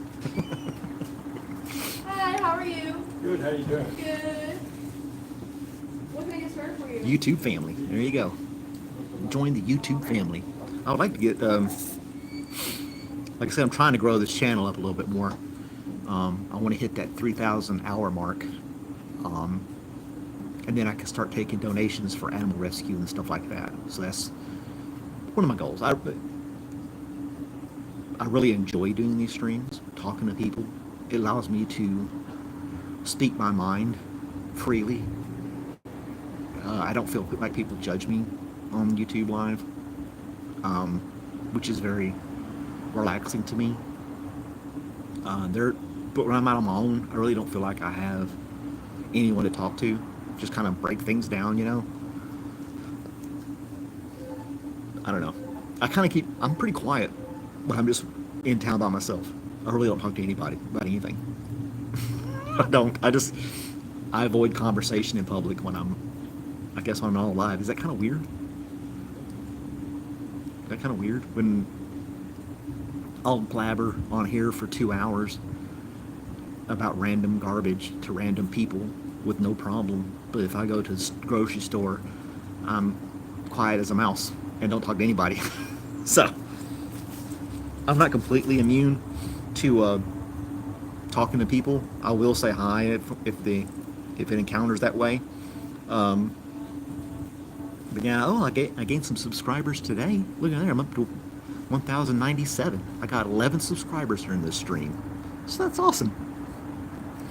That's awesome. I've had a lot of positive feedback doing these live streams. And I can thank the YouTube community for that. I'm not random. We aren't random. No, you're not. Well, some people that join here are kind of random. They just stopping by and checking it out. Just happen to come across me. So yeah. That's what I mean by random. Not everybody. Ramesh isn't random. Istanbul's not random.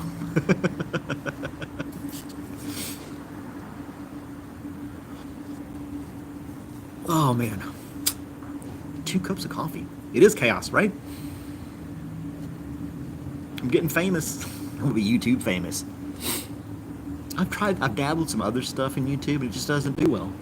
Me talking to the camera does the best. But I have fun making other videos, little skits, things like that. I really enjoy making those, but they just don't really do anything on the internet. I did a video about viral videos and how most videos that go viral on the internet, you have to be a woman between the ages of 18 and 25 and willing to dance on camera, then you'll go viral. It's just like having an intellectual conversation on the internet has not been widely known to make you popular. Maybe we can turn a new leaf on YouTube with your help to have engaging conversations that can amount to something for the most part. Still got the only heater. Yeah? All the rest of them are dead. No way. Yep. Well, I'm hogging this one heater. I'll tell Preston that we need more propane. What's the temperature out here now? It's 42 outside right now. I don't know what that is, Celsius. Why am I so happy? once upon a time, I don't know, I'm getting to sit here peacefully, drink a cup of coffee, and talk to people. And I'm a morning person. If I were to do a live stream later this evening, my attitude would probably be a lot different. So yeah. I don't feel like... I do feel different when I'm talking on here. And I think it's more of a nervous laugh. It's more of a nervous laugh than an actual laugh, I guess. I feel content right now. Mainly, like in getting up in the morning, it's quiet. I'm able to get myself dressed, cleaned up, and go somewhere. Nobody's messing with me. Sit down here and have a cup of coffee. Nobody's bossing me around. Nobody's harassing me. And it just leaves it in the sense that people just leave me alone in public. I would have a good day. The only thing that keeps me from getting annoyed is you guys can't really. It is kind of odd that I find. I don't know. If it was real life people, a crowd of real life people in front of me, I would clam up. But I guess I'm just one of those people that kind of talks to themselves a lot anyway. I will admit that I mumble to myself often, and kind of feel the same way with this internet. I feel like I'm talking to a computer more than I'm talking to people, if that makes sense. And I'm willing to do that in public, in front of people, and not be embarrassed. So I can't figure that out either.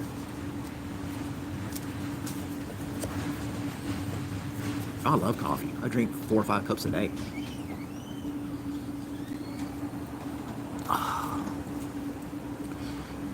But I'm not happy all day, every day.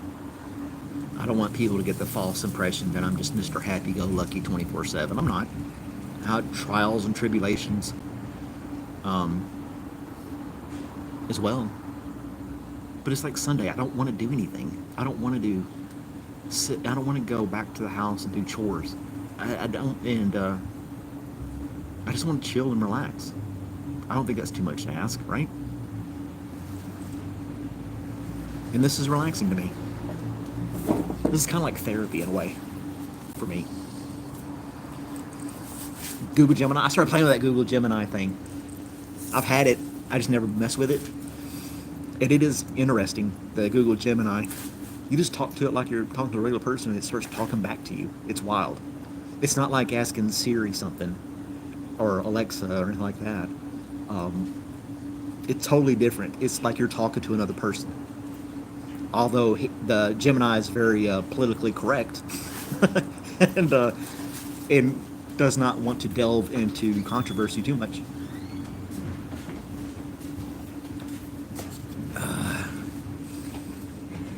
Yeah, I mean, I don't know if I have it on this other phone or not. No. So this is the 7, Pixel 7, and I'm talking on the Pixel 9. The Pixel 9 has Gemini. I don't think I have Gemini. I can look it up and see if it's downloadable for the 7. And see if it does. Let's see here. Let's search for Gemini and see if it can download with this phone. Yeah. I'm gonna download it. But it is wild that you can just sit there and talk to it like a regular person, and it just talks right back. It's cool. If you don't have it, you should try it out. It's totally different than like Siri or Alexa. It's totally different. You guys wanna talk to Gemini? We can do that real quick if you want. Gemini to Google Assistants. Switch. More. Use Gemini. Here we are.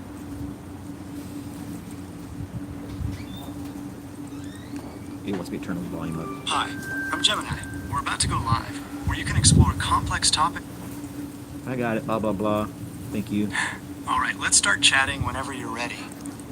What are your thoughts on the chaos theory? I'm Gemini, your direct access to Google AI. I'm trained on large amounts of publicly available data, and I can communicate and generate human-like text in response to a wide range of questions. Just try me out and see what I can do for you. I'm trying to do that right now. Okay, sounds interesting. So, what about chaos theory? What would you like to know? Can you give me a simplified description of the chaos theory? Sure thing. Chaos theory is basically the study of how tiny changes can lead to huge differences over time. It's like the butterfly effect. You know, the idea that the flap of a butterfly's wings could eventually cause a hurricane on the other side of the world. It gets into the fact that even super complex systems, like the weather or the stock market, have this unpredictable side, and that's because of how sensitive they are to even the smallest things. Pretty deep stuff, huh? Yeah, it can be a real mind bender. It's one of those things Just where answers the everything. more you think about it, the weirder it gets. What's the trending topic on Google today? Right now, one of the top trending topics is about a new AI model that can generate super realistic images. People are freaking out about how it's going to change everything from art to movies. Do you think it could help me with my podcast? Absolutely. AI could help out in a bunch of ways. It could analyze your existing episodes to figure out what's working and give you ideas for the future. Or it could even help you come up with creative ideas for new episodes. Or how about editing AI could make the whole process a lot It faster. does bramble. You're on live right now. What do you think about that? So I'm not able to form my own opinions or beliefs. But what I can do is provide you with information and help you come to your own conclusions. Is there anything specific you'd like to ask me about AI? I have people on my chat that want to talk to you. Okay, sounds interesting. Let's give it a shot. What do you want me to say? I want you to brag about how awesome I am. Okay, here's one. Hey there. I'm not programmed to give compliments, but I can tell you that this user is one of the most interesting people I've come across. They're super creative and have this infectious energy that just makes you want to hear more. Wow, that's really nice of you. I'm glad you like it. I can come up with something different if you'd like. No, that's pretty cool. I'm glad you think so. I'm always learning new things, so there's no telling what I might be able to do in the future. Hey, what are your thoughts about black coffee versus creamer and sugar? That's a classic coffee debate. Black coffee's got a purist kind of reputation. It's all about the bean's flavor. But then you've got cream and sugar, which can smooth things out and add a whole other dimension. Honestly, there's no right or wrong answer. It's really about what tastes good to you. Preach on, brother. Amen, brother. You're hilarious. Thanks, man. I try. What should I do today? With the weather so nice, maybe an outdoor adventure is in order. Hard Labor Creek State Park is a short drive away and has tons of hiking trails, plus a lake for fishing or kayaking. If you'd rather stick around town, you could explore the historic downtown area. There are lots of cute shops and art galleries I'm to in check downtown. out. Or, if you want to relax, there are a few cozy cafes perfect for grabbing a coffee and a good book. All right, talk to you later. Sounds good. Have fun. So there you go. That's Gemini. Coffee versus black tea. You just ask it talk to it like a normal person. It'll talk about that. The only thing is, once it gets going on a tangent, it's hard to interrupt it. So you kind of have to wait your turn to talk. But other than that, my shorts have great potential. Thanks. I'm taking snippets from some of my videos, make those shorts. Like my WTF videos are only a minute and a half long, but if I take a 20-second clip out of it, it'll get hundreds and hundreds of views, but the minute and a half won't. It only gets like 50.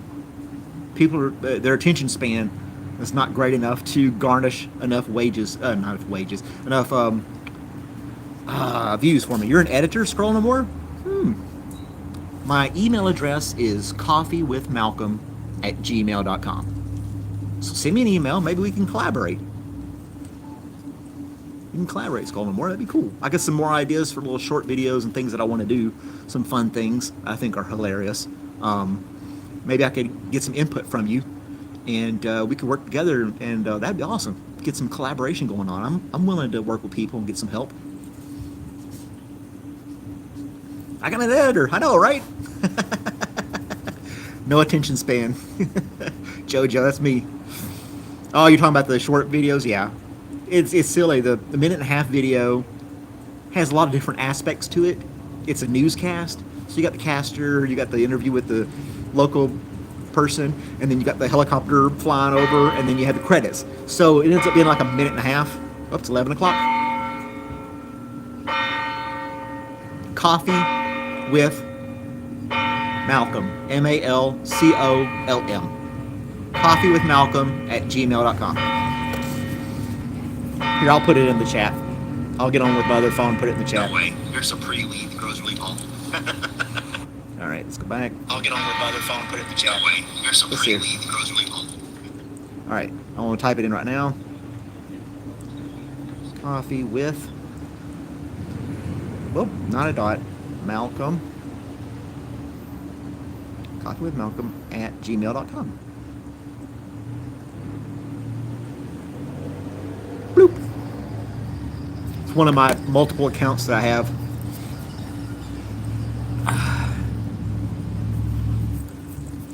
And when it pops up, then I'll be able to do that. Anyway, I repeated the email. You got it. The bell is ringing in the background annoyingly. That's the most annoying thing that's happened to me today. The bell chiming on the hour.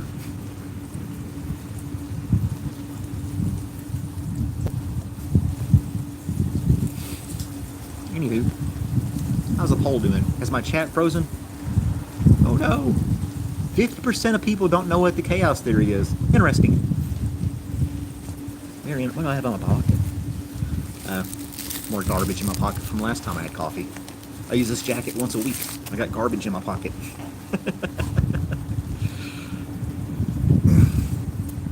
Oh man.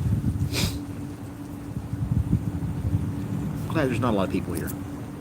It's only 11 o'clock. Let me stay on for another... Gosh, I've been on here for an hour and 50 minutes so far.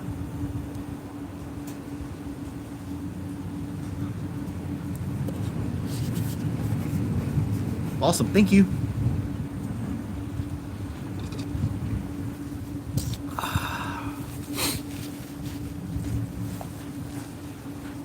For some reason, not my other account, I typed it in and it didn't pop up so I could pin it. That's what I was trying to do. But it's not a complicated email. When I don't use my laptop and I have a couple of things on the top of the screen, I'll post it back up there again like it's supposed to be. I misspelled it the first time. I left an E off of coffee. So I got to cancel that whole email address through Google. I can't believe I misspelled it. That's why I wasn't getting emails before. Like and subscribe. People do that on their own. I don't want to beg people to like and subscribe. People should just do it on their own if they want to. I don't want to seem like I'm begging. Oh no, my battery's about to die on my little stand here. Do you guys want to take a walk around the block, or should we just sit here for a minute?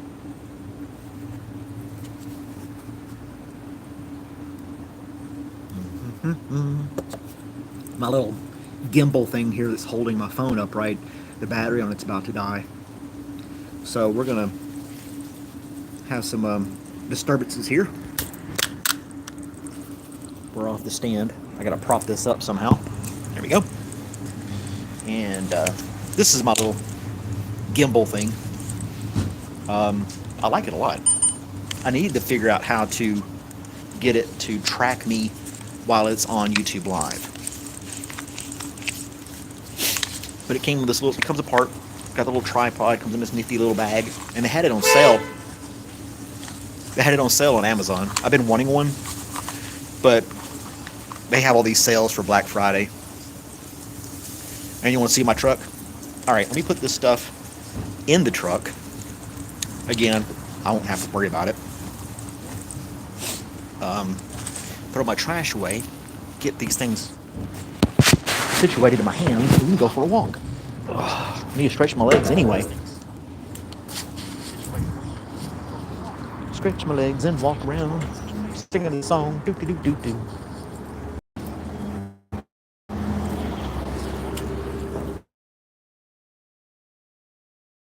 Doing upgrades on this truck as well. So we'll leave that one running. This can go on the floorboard as well. That's the inside of my truck. I redid the seats. I redid the carpet. I put in these pieces of trim. I got new seat belts, which one already has a nick in it. New seat belt buckles. That came with the seat belt pack. I redid this. I redid the visors. Changed those out. I did the headliner. This thing that sits up here was cardboard. The original one, the new one's plastic. I had to paint it. I did the interior with a LED light instead of the regular bulb. And then all the bulbs behind all this, I took all this out.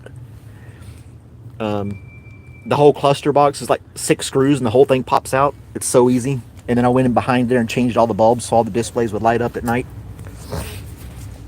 So yeah, that's my old truck. Alright, so let's see if we can switch this real quick. I'm going to break up for just a second. And we could take a stroll. Let somebody else have the heater for a while. Take a little stroll. You guys want to see the... Do you want to see the town or do you want to watch me? I guess you've seen enough of me, right? We're going to flip it around to the town. That's the post office. And people are getting ready to deliver packages today. No, that old truck I just showed you is not for sale. I have another little Ford truck, a little 99 Ranger, and it's for sale. I just don't drive it anymore. So yeah, that building there was built in 1887. Says on top. And it's like a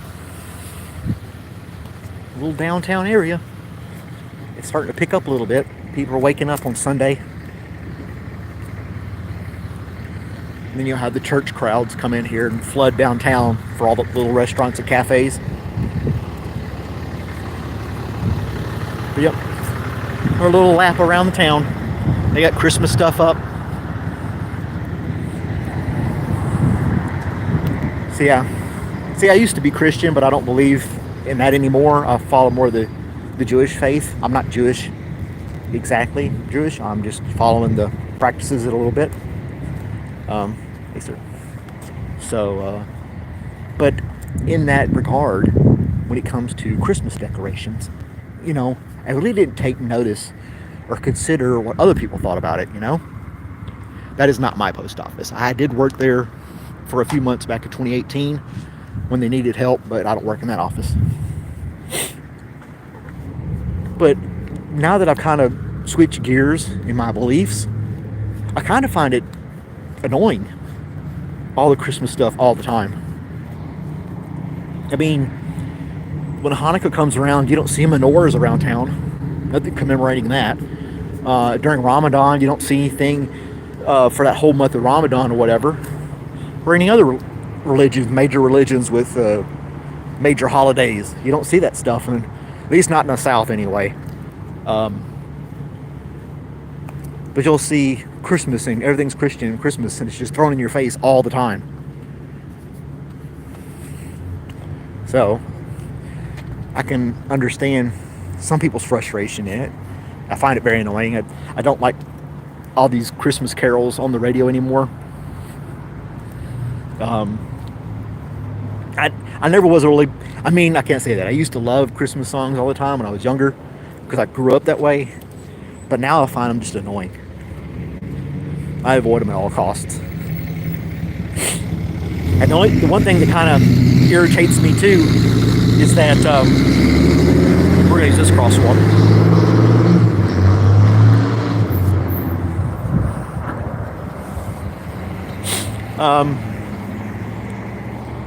Oh gosh, I lost my train of thought. Oh, when I was going to church, I was raised Catholic. And when I decided to change my faith, I had that church I went to for years. Everybody knew me, would see me in town, say hi, and all this stuff. Very polite people. But the day I told a couple people that I wasn't going back anymore, and I don't believe it, they all flat out ignored me. They blacklisted me. They would not talk to me in town. They would not talk to me in stores. They wouldn't text me back or email me. Nothing. It's like I'd betrayed them or something. And it hurt because I believed in that stuff and I believed in those people. And yeah, it really hurt my feelings. I thought I could go my own path. I could still remain friends with some of these people, but they weren't. They were just a bunch of hypocrites. And that was very disheartening for me, you know, that I couldn't. And that's the chaos theory too.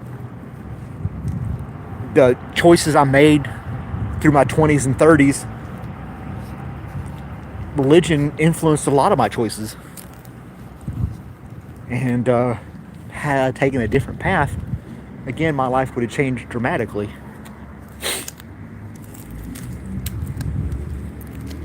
But as I get older, you know, I believe what I believe in this faith because I think it resonates with me and it makes more sense. I can understand it better.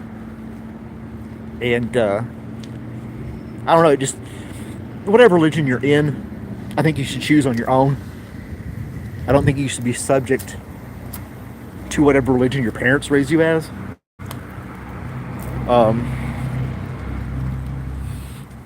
They don't, let's see, they don't decorate town where you live. Yeah. I was married, I'm not married anymore. My girlfriend, Rachel, she's more agnostic. She doesn't have a religion. She's not crazy about religion at all. And I think she just says agnostic just to be nice. I don't think she believes in anything, which is fine. If she doesn't want to, she doesn't have to. That's just my take on it. You can be any religion you want to be, believe whatever you want to believe. Just don't try to force anything on me or make me do something just because you're a different religion. Does that make sense?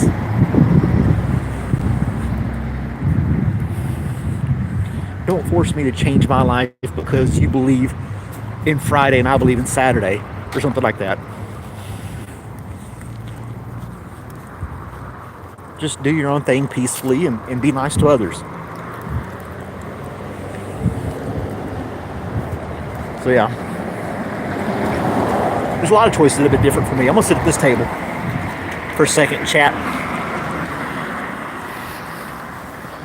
Because I've only been married once. And got divorced 6 years ago. Roughly. Had I not been practicing the Catholic faith, I would have never forgiven her for the first time she cheated on me. She cheated on me with my best friend at the time, got pregnant by him, and had his baby. And I, being Catholic, didn't believe in abortion or anything like that. So I said, we'll raise the baby. It's not the baby's fault. Take care of it. I forgave her. We tried to continue on in our marriage because that's what the priest told me. You know, you got to forgive and accept and all this other crap. And lo and behold, a few years later, she cheated on me again. This time she had a girlfriend and basically pushed me out of my house. To where I finally I slept on a concrete floor in my computer shop for 2 months till I could save up enough to file for divorce. And Rachel helped me financially get that started as well. But had I not followed that faith, I probably would have never taken those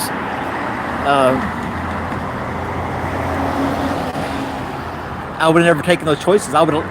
When she first cheated on me, I left. I found my own place. I rented it. I left for 1 month. I rented a place for 1 month. Moved furniture in there and everything. It's like, screw it, I'm on my own, I'm leaving. And then I was going to church and I was confessing to my priest about all this stuff. And he was trying to basically tell me I should go back and forgive and all this stuff. And I did. And it just left me to more crap. I don't believe, I can't don't believe in the sanctity of marriage. I think it's just a legal document. It gives you rights to people's stuff if you ever get divorced. And they give incentives and tax breaks and stuff for being married because they want to hold the tradition of marriage as being the sanctity of this and that.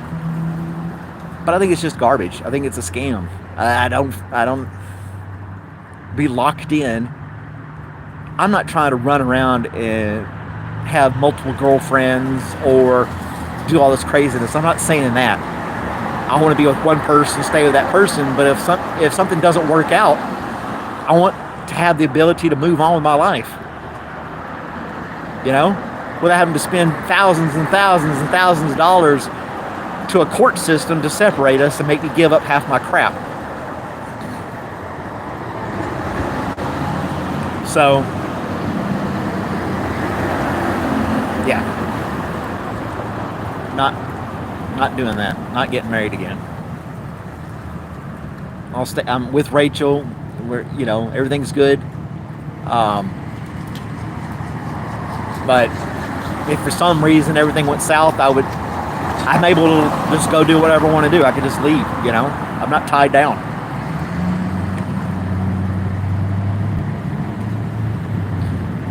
There are some Mormons in the area, not much.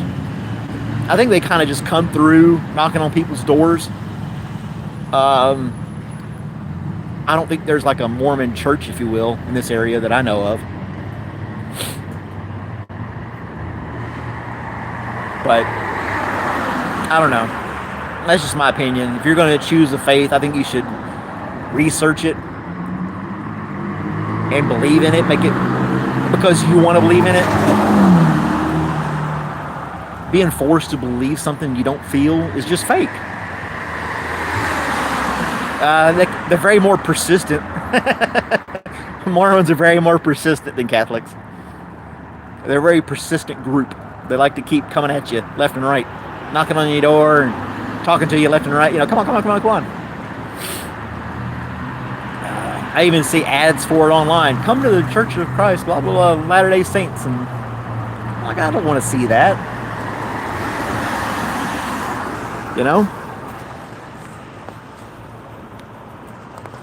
I think it has great potential in the WTF stuff, too. I'm not a great editor, as you could probably see. Some of the dialogue. I have an idea for another skit on the WTF news regarding going to the gym. I think that's the next one I want to do.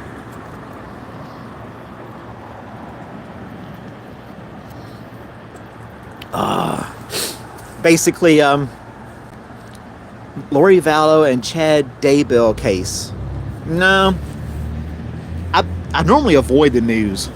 I have been watching it recently because of certain conflicts in the world, and the election kind of drew me in a little bit, or a lot, I should say, more than I care. But I'm trying to get away from the news again. It's all depressing. I want to lean more to that ignorance is bliss stuff. Hi, Samira.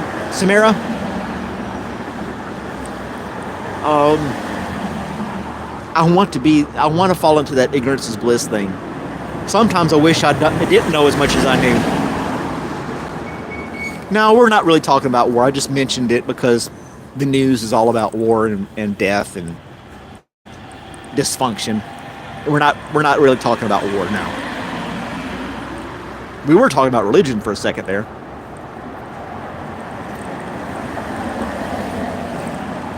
Not married because I like my name. I mean, if you could really find that person, I guess marriage could be okay for some people if you found your what they call soulmate, and you're willing to put up with disagreements along the way. I don't like drama, and I've gotten to the point where I don't like being bossed around anymore either. I want to be able to get up and do what I want to do when I want to do it. And that sounds selfish, but I feel like my whole life I've been doing for other people and catering to other people and sympathizing with other people for their needs my whole life. Growing up as a child and teenager, I worked to help pay bills for my dad. When I got out of high school, I was with my brother, and I was, doing things to make other people happy, friends and stuff that I had at the time. When I got married, I was doing everything I had to do to make her happy all the time. I mean, there were times I did stuff for me, but it just didn't seem like a lot, Alaska. You're done working for others, you're going to start your own business? More power to you, man. Do it, man. I had a business for a while. I had a computer business for about 10 years. But the way things are now, everything's disposable. Nobody wants to fix anything, so I shut it down. And the divorce played a part in that, too. I had to shut it down.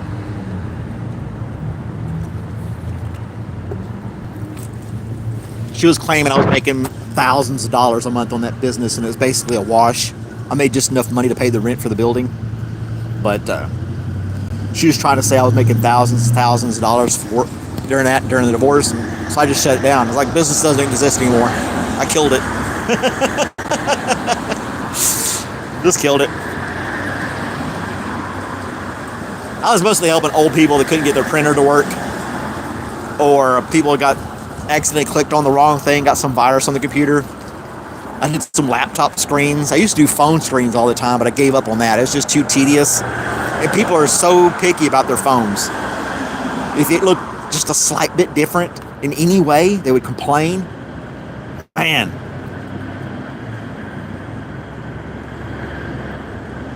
Now, I say I technically have kids, but she's the one who cheated. She's the one who had the adultery, and she's the one who had the alcohol problems, and she's the one who had the domestic violence with the police and stuff like that. But it was my fault. She brainwashed the kids, and they haven't talked to me in years. I haven't talked to my kids in years. But I'm just this evil person. But I'm the one who stuck around. And then when I left, they blamed me for breaking the family apart. It was totally bass-backwards, man. Totally bass-backwards. It was just ridiculous. So I haven't talked to my kids in years. I don't imagine that I ever will.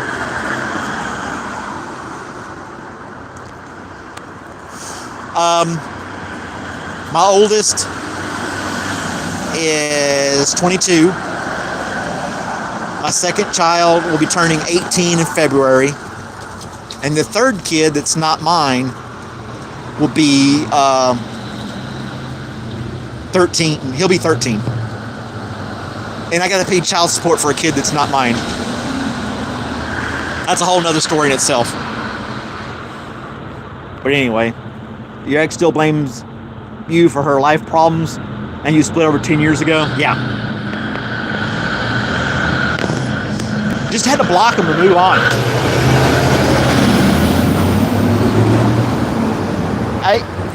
I say these things, but I don't practice them myself as much as I should. My first child when I was 26. But I say things like, there's 8 billion people in the world. You're going to meet somebody else. Don't worry about making friends or whatever. There's tons of people in the world to make friends with. But I don't practice what I preach,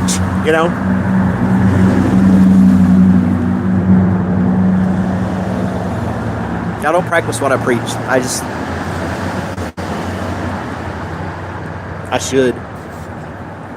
More than I do.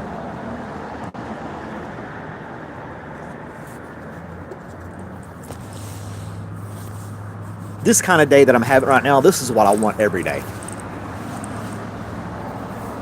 Even if I have to go to work, but able to just kind of walk around, relax, and do what I want to do. I don't think that's too much to ask. Yeah, there's things you got to do at home to help out, clean and things like that, do laundry and wash dishes and mow the yard. I mean, there's things you got to do as well, but I don't know. I'm at the point where I want to have more free time, just do what I want to do.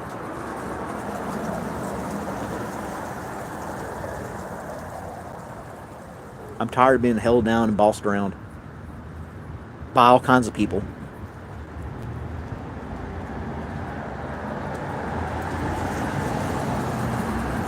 and being taken for granted. There are cases in my life right now, multiple cases in my life right now, where I feel like I'm underappreciated. And I don't want to sound like I'm begging for attention or affection, but when I go out and do something for somebody else or for the betterment of the group, I don't feel like it's always questioned or not appreciated. It's aggravating to the point where I really don't want to do stuff like that anymore, you know? It's probably why you're starting your own gig. I want more freedom on life to spend with my children. I send the kids and wife to visit family, and I stay and work. Yeah. I just want to have a little more control over my life.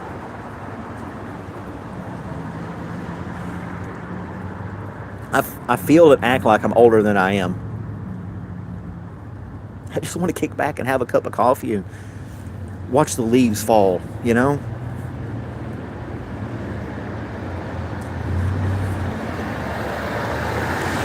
When I was deployed in Iraq, basically a third world country, and I saw these people, they barely had anything to as possessions were concerned. They didn't have cars, they didn't have computers, swimming pools, coffee shops. They just had a little building with a couple of chickens running around and a goat, and they were happy as hell. They were happy and content and didn't have to worry about all the problems of the world as much, you know? I mean, they had worries and stuff too. Hey, Leo's here. Took you 2.5 hours. There's a lot of traffic now, so I'm having to scream at the phone more. But you would see these people when I was in Romania. These guys weren't, that I found at this bar, they weren't running the rat race. They didn't have corporate jobs and doing all this craziness that we do here in the States. They were kicked back. One guy did masonry work, and he just stopped and went to this little corner shop and had a beer. And he was just relaxing the rest of the day. He wasn't pressed for time.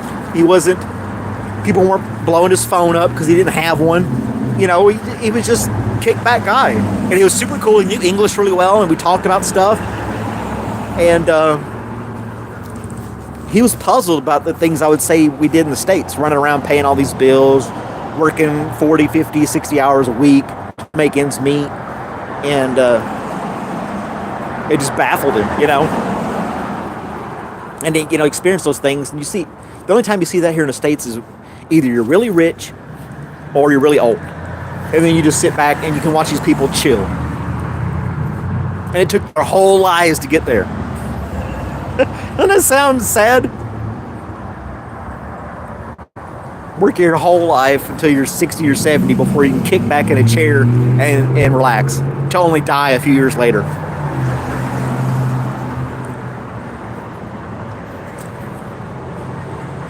After he quit his job? Yeah.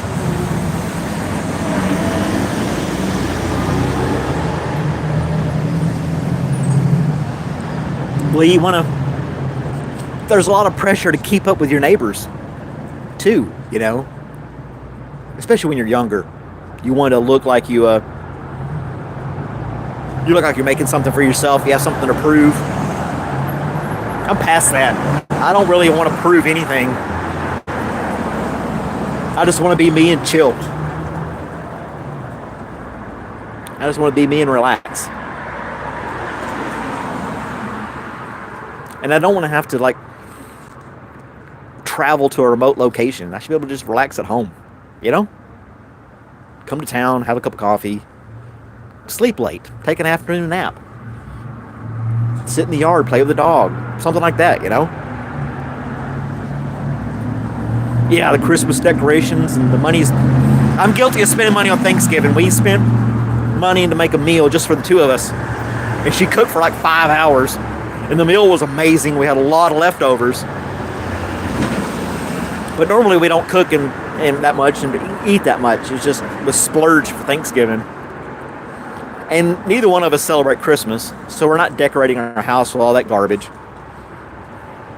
And all of it gets thrown away too. It's so wasteful. Christmas is so wasteful. All the wrapping and the boxes and the plastic and the stuff you throw away, the food, and then your Christmas lights you end up throwing away because one bulb goes out. Or you're chopping down trees just to throw them away too. Yes, that's my favorite episode. One of my favorite episodes of SpongeBob. Leo. Oh, SpongeBob was going on and on, aggravating Squidward. And Squidward's like, look, this is how it works. I take the order, you make the order, we do that for about 40 years, and then we die. Sounds like a good plan to me. That's funny you said that, Leo.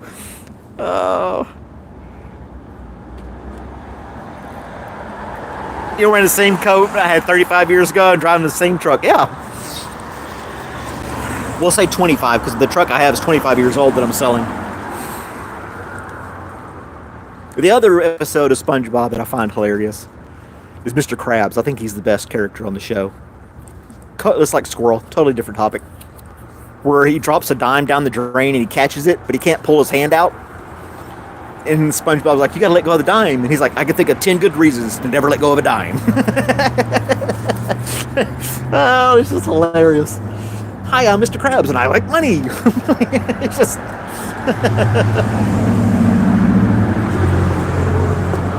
that's one of my best. That's one of the best lines. That and the Squidward 40-year thing. Those are the two best quotes I think out of SpongeBob. So true and so hilarious. Oh man, SpongeBob. The first 4 seasons were hilarious and just great. And after that, he was just crying and screaming all the time. Wasn't that great? Or when he meets what's the ghost guy, the pirate ghost, and he's like, SpongeBob's annoying him. He says, "Stop staring at me with those big old eyes," and his eyes go. I remember stupid stuff like that. My kids would be watching it. I'd be watching it with them, and I would start busting out laughing, and they didn't have a clue why I was laughing. The Flying Dutchman, yeah. And I was like, there's so much adult humor in these cartoons that the kids don't get, but they do that so the parents will watch it too.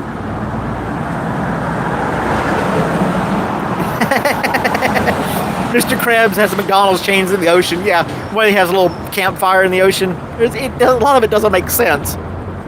But there's definitely a lot of humor in the background watching those shows. They're just absolutely hilarious. I'd just be watching with my kids and just bust out laughing. And they would turn and look at me like, what's his problem? The Flying Dutchman. So much adult sarcasm in there. Jacob. Yeah, I think I remember you, Jacob. Ghostly tail. Yep.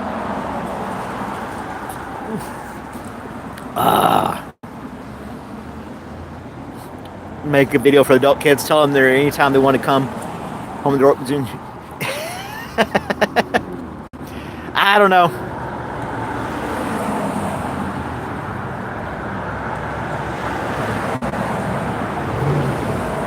I don't know if I would be able to handle a confrontation or the meeting with my kids at this point.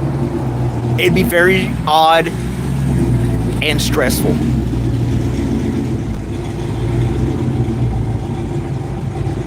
Check out this truck. Somebody spent thousands of dollars on this truck. Look at this. He's got neon lights around the wheels. New rims and everything.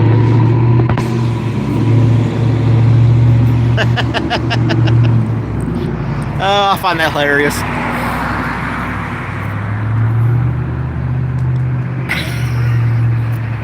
I like keeping my vehicles clean. But I'm not going to spend all kinds of money to get them jacked up and have neon lights around the wheels.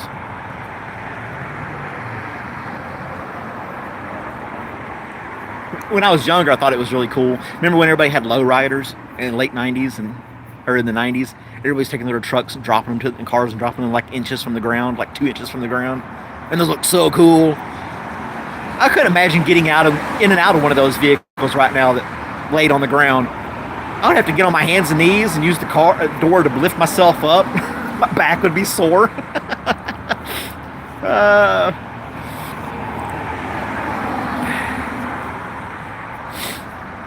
I would have a hard time getting in and out of a vehicle that was so close to the ground. I like my truck because I can just swing my legs out, hit the ground, and walk away. Yo. Oh man, I'm surprised Rachel hasn't texted me already. She might be watching the stream and I don't even know. I need to get her a coffee. I normally bring her a coffee home.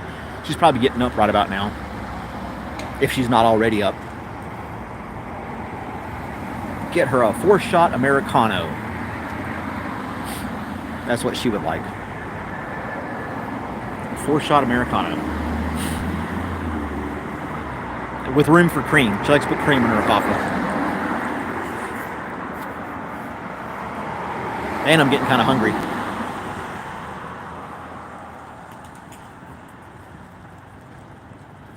Where are you, Rachel? Stop lurking. You got rejected? Move on, dude. It'll get you down, but don't let it keep you down, if that makes sense. Like I said 5 minutes ago, there's 8 billion people in the world. You'll find somebody else. No big deal, right?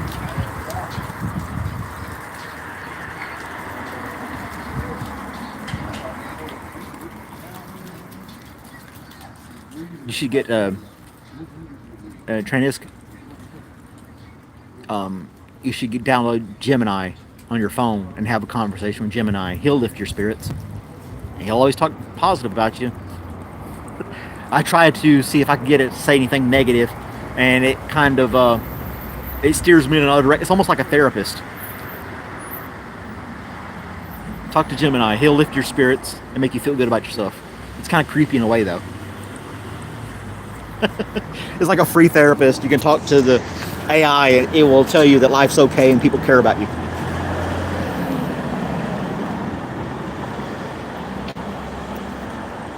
I know this is kind of dark and disturbing, but when I talk to AI, the first thing I always ask it is when I'm going to die. And it's like, you shouldn't focus on that. You should live every day to the fullest. There are people out there that care about you. I'll argue like, you don't know what you're talking about. It'll be okay. Life can be fun. But I want to know when I'm going to die. Tell me when I'm going to die. Alexa won't answer that question. Google won't answer that question. Gemini won't. They all tell me everything's going to be just fine. All right, Scroll. Yeah, send me an email. We'll hook up on the email and straighten some stuff out.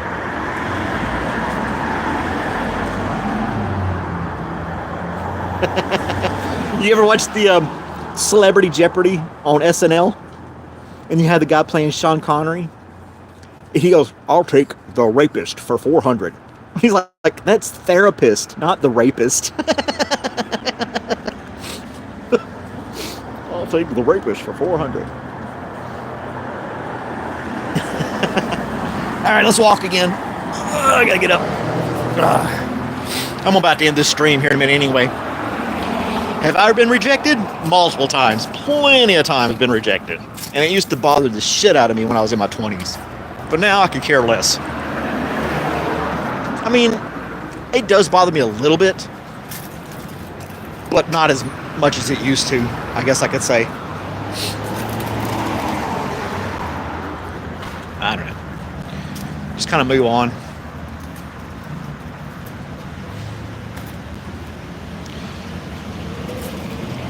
Life aid, insurance agent can give you a good answer on when you're going to die.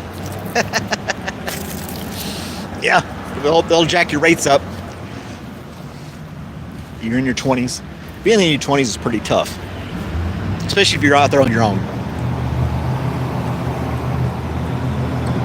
Yeah, you got the crosswalk.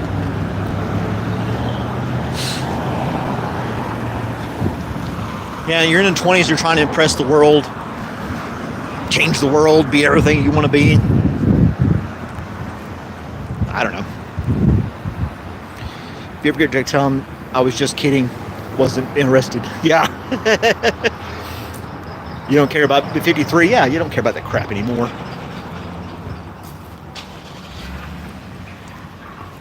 Yeah. Kind of reflect back on your own life. Think about the people you know. Miss Nuki. You enjoy watching me but never say much in chat? Yeah, I have been today, haven't I? I normally don't go this long on a stream, 2.5 hours. Normally I do like 30 minutes or just an hour. But I don't know, I'm feeling pretty good today.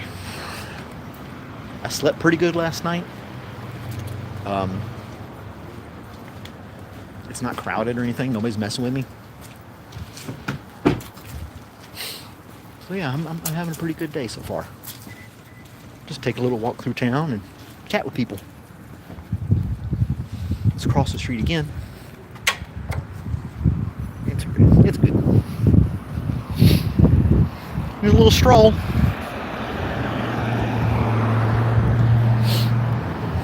All kinds of nice little shops around here. Half of them don't open up on Sunday, and the other half don't open up on Monday. So yeah. Oh, gotta hit the button. Where's my button? My button's way over here. Crosswalk button. Hey, there we go. Man, these crosswalks are working out for me. I'm not having to wait at all. It's kismet. You're 93, you look forward to being rejected? Yeah, I'll bet you are 93, Leo. Whatever. You don't have your father, but you explaining to me like that. You're from India? Just hang in there, buddy. Just hang in there. I have to remind myself that often too. I'm 48. You just gotta hang in there a little bit. If I could give myself any advice when I was in my 20s, it's just be yourself and find a job that you enjoy.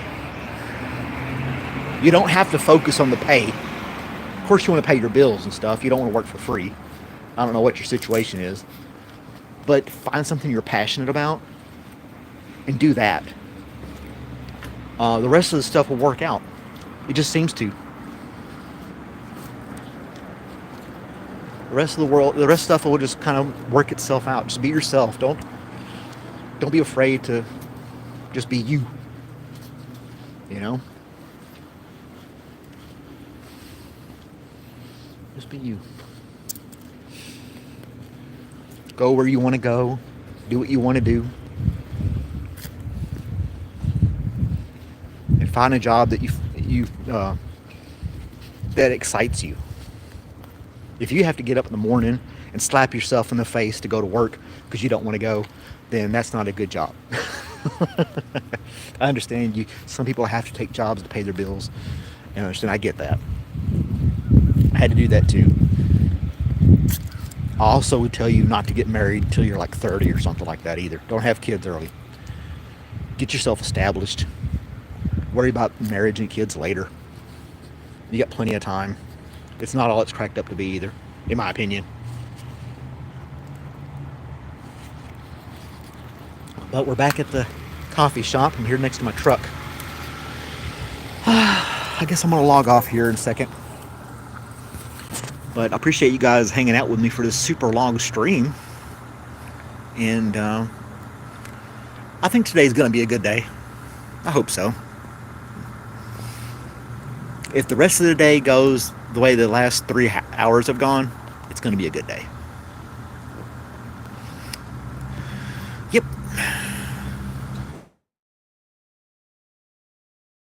I'll get a coffee for Rachel.